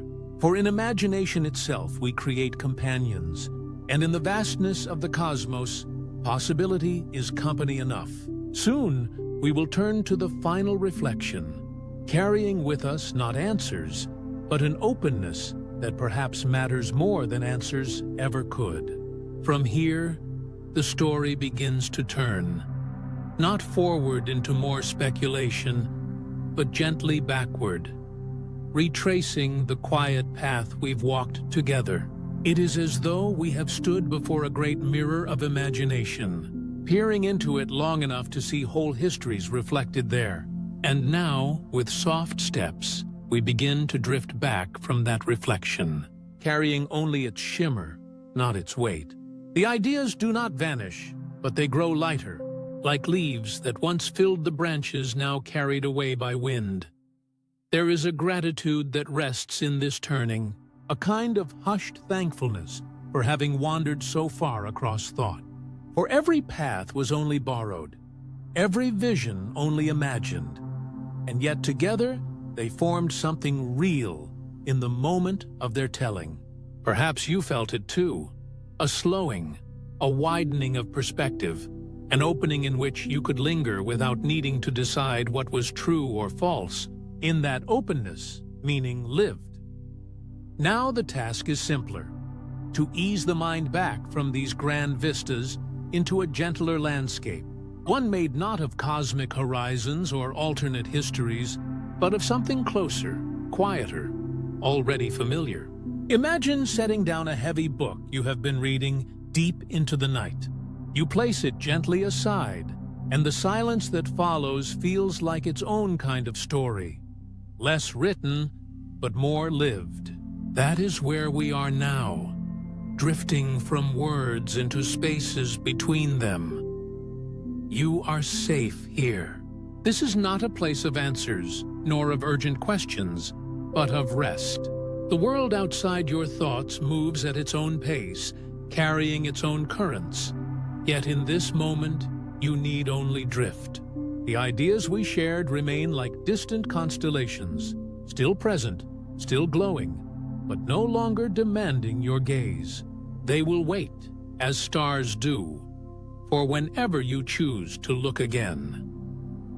Perhaps the feeling is like returning from a long voyage across the sea. The waves carried you far, the horizon stretched endlessly, and the salt wind filled your lungs. And now the harbor comes into view. The water calms, the ship steadies, and the shore, familiar and welcoming, draws you home. There is no rush to arrive, no urgency in docking, only the gentle rhythm of water against the hull, guiding you toward rest. Or it may be like walking back through a forest where once you followed winding trails. Earlier, the canopy seemed to open onto mysteries and shadowed corners, each path a beckoning unknown. Now, as you retrace your steps, the trees feel friendlier, the ground familiar underfoot, the air carrying the scent of safety. Every step back is a step into simplicity. For you, drifting now, it may be enough to let your breath follow its own unhurried pattern. The breath rises, the breath falls. Thoughts, like clouds, appear and pass. You do not need to catch them. You do not need to chase them. They arrive, they linger, they dissolve. The journey we shared is the same. It will linger in memory as softly as a dream. And then, without strain, it too will settle. Perhaps what lingers most is not any single vision. Neither the mirror creatures, nor the imagined treaties, nor the twin songs of civilizations, but simply the sense that imagination itself is spacious. Spacious enough to hold more than one story. Spacious enough to allow us to rest without closing doors. That is the quiet gift of wondering, that it requires nothing in return. Gratitude again rises here. Gratitude for the earth itself, which gave us the stage for speculation, its stones and rivers whispering what might have been. Gratitude for the universe, vast and veiled, that invites such questions by its very silence. And gratitude for you, listening now, for carrying the thought across these hours, for allowing yourself to slow into its rhythm.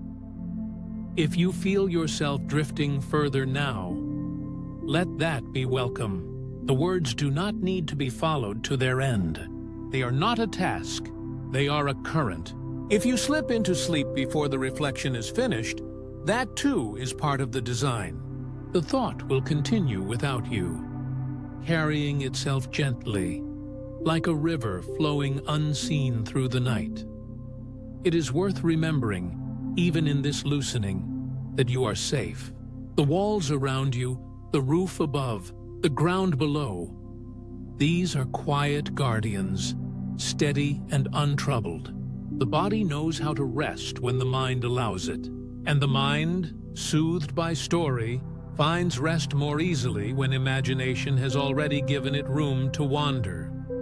So let us ease further back, from mirrors to rivers, from rivers to stones, from stones to silence. The story folds inward now, its edges softening, its center dissolving into calm. Soon, we will arrive at the final stillness, but not abruptly. For endings, too, can be gentle. They can arrive as the dimming of a lamp or the closing of a book whose pages are still warm. And in that dimming, you are free to rest. The speculation remains, not lost, not diminished, but set aside like a treasured object on a shelf. It will wait for you. Tonight, only stillness matters. Tonight, only rest is needed. Soon, we will linger one last time with the softest of reflections, before releasing the thought completely into silence, carrying that thought onward. The reflections we have wandered through begin, at last, to dissolve.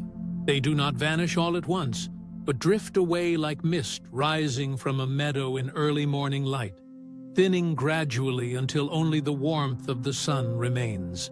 It is not a loss, but a gentle easing, a reminder that all stories, no matter how vast, eventually find their place in silence.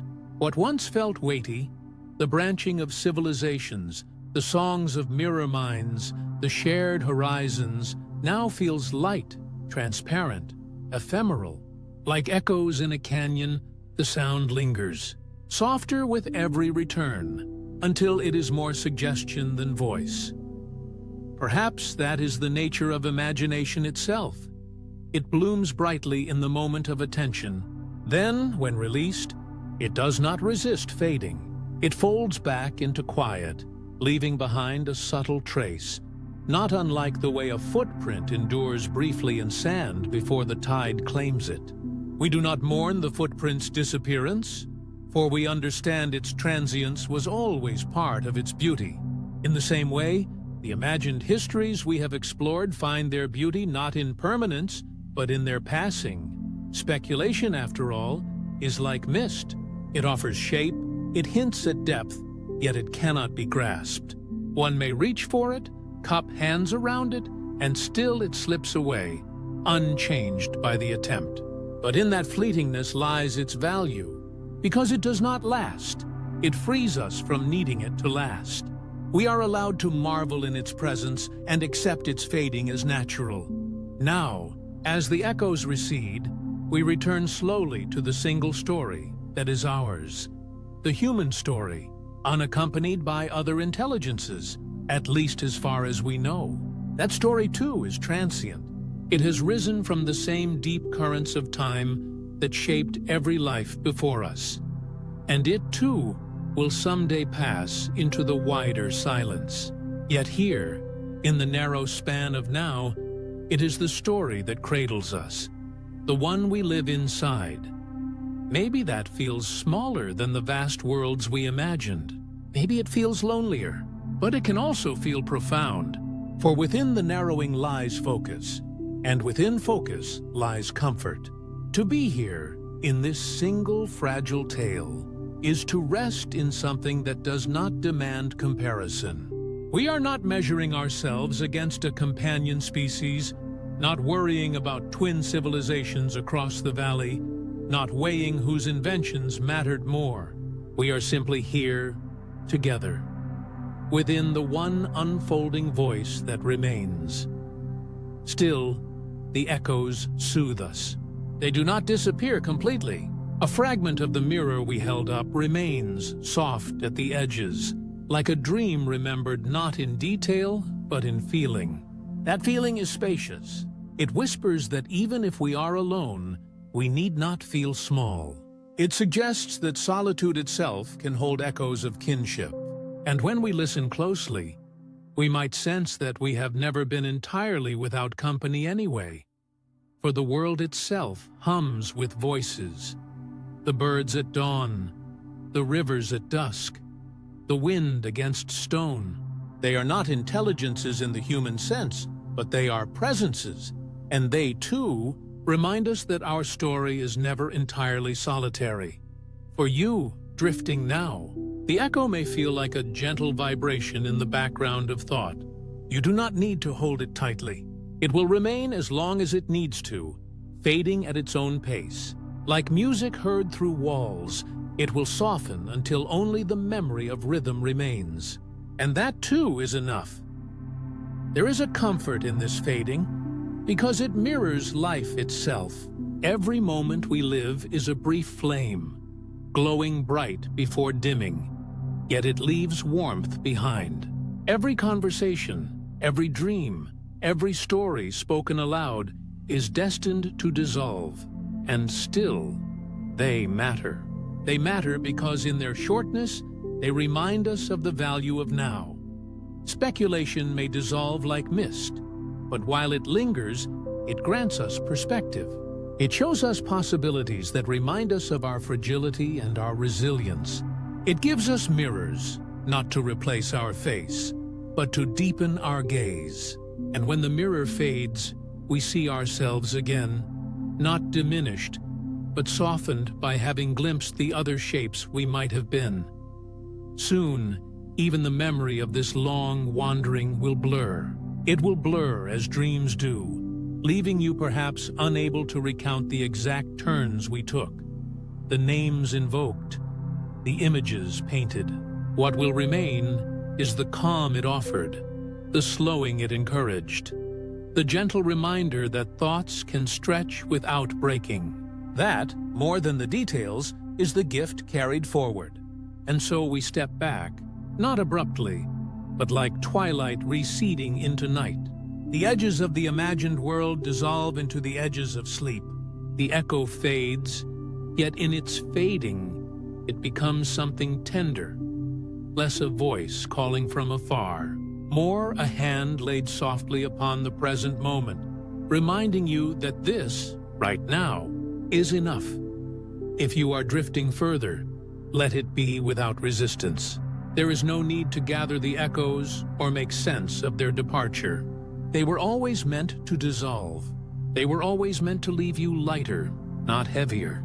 The comfort of now is waiting, steady, unchanging, simple. So the echo fades. The speculation falls quiet. The imagined twin histories fold into the silence of the night.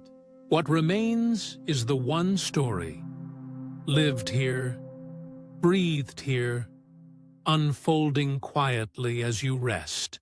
That is all it ever needed to be, and soon even these words will recede, becoming only rhythm, becoming only hush, leaving you in peace.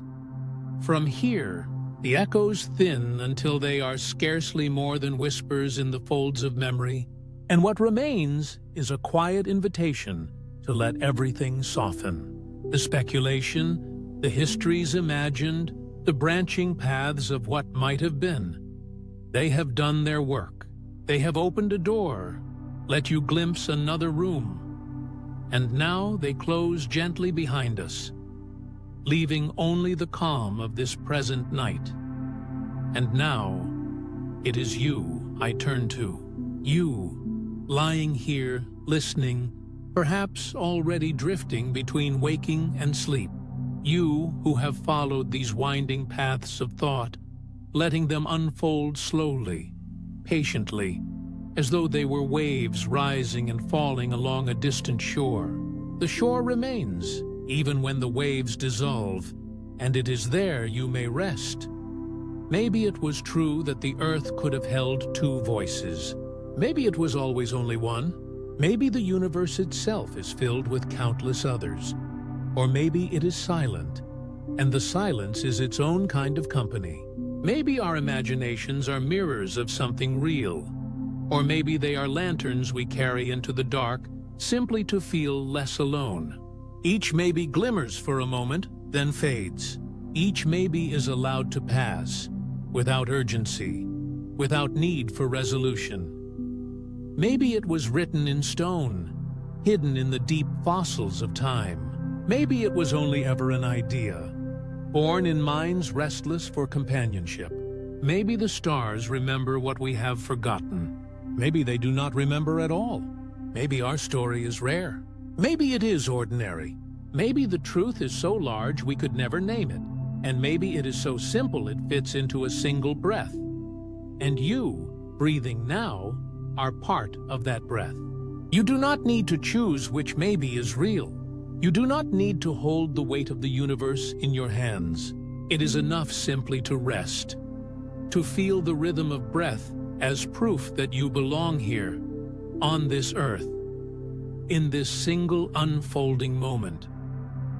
Perhaps you sense how thoughts can loosen now, like threads unweaving.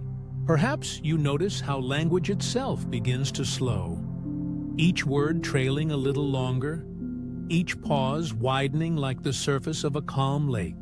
There is no need to follow closely. The path does not require you to walk it to the end. It carries you even if you step aside, even if you let go. Maybe it was a story of loss. Maybe it was a story of wonder. Maybe it was never a story at all, but only a dream shared between us. And maybe the dream continues in you, beyond words, reshaping itself into images of your own making. That too is enough. So let the cadence of thought ease into stillness. Let the mirror we carried dissolve into clear air. Let the echoes fade until only the hush of your own quiet remains. If you are drifting, drift further. If you are already gone into sleep, the story will wait here, silent, until you wake again. You are safe. You are enough. You are exactly where you need to be. Maybe the journey mattered. Maybe only this pause matters. Maybe both are true, and maybe neither needs to be.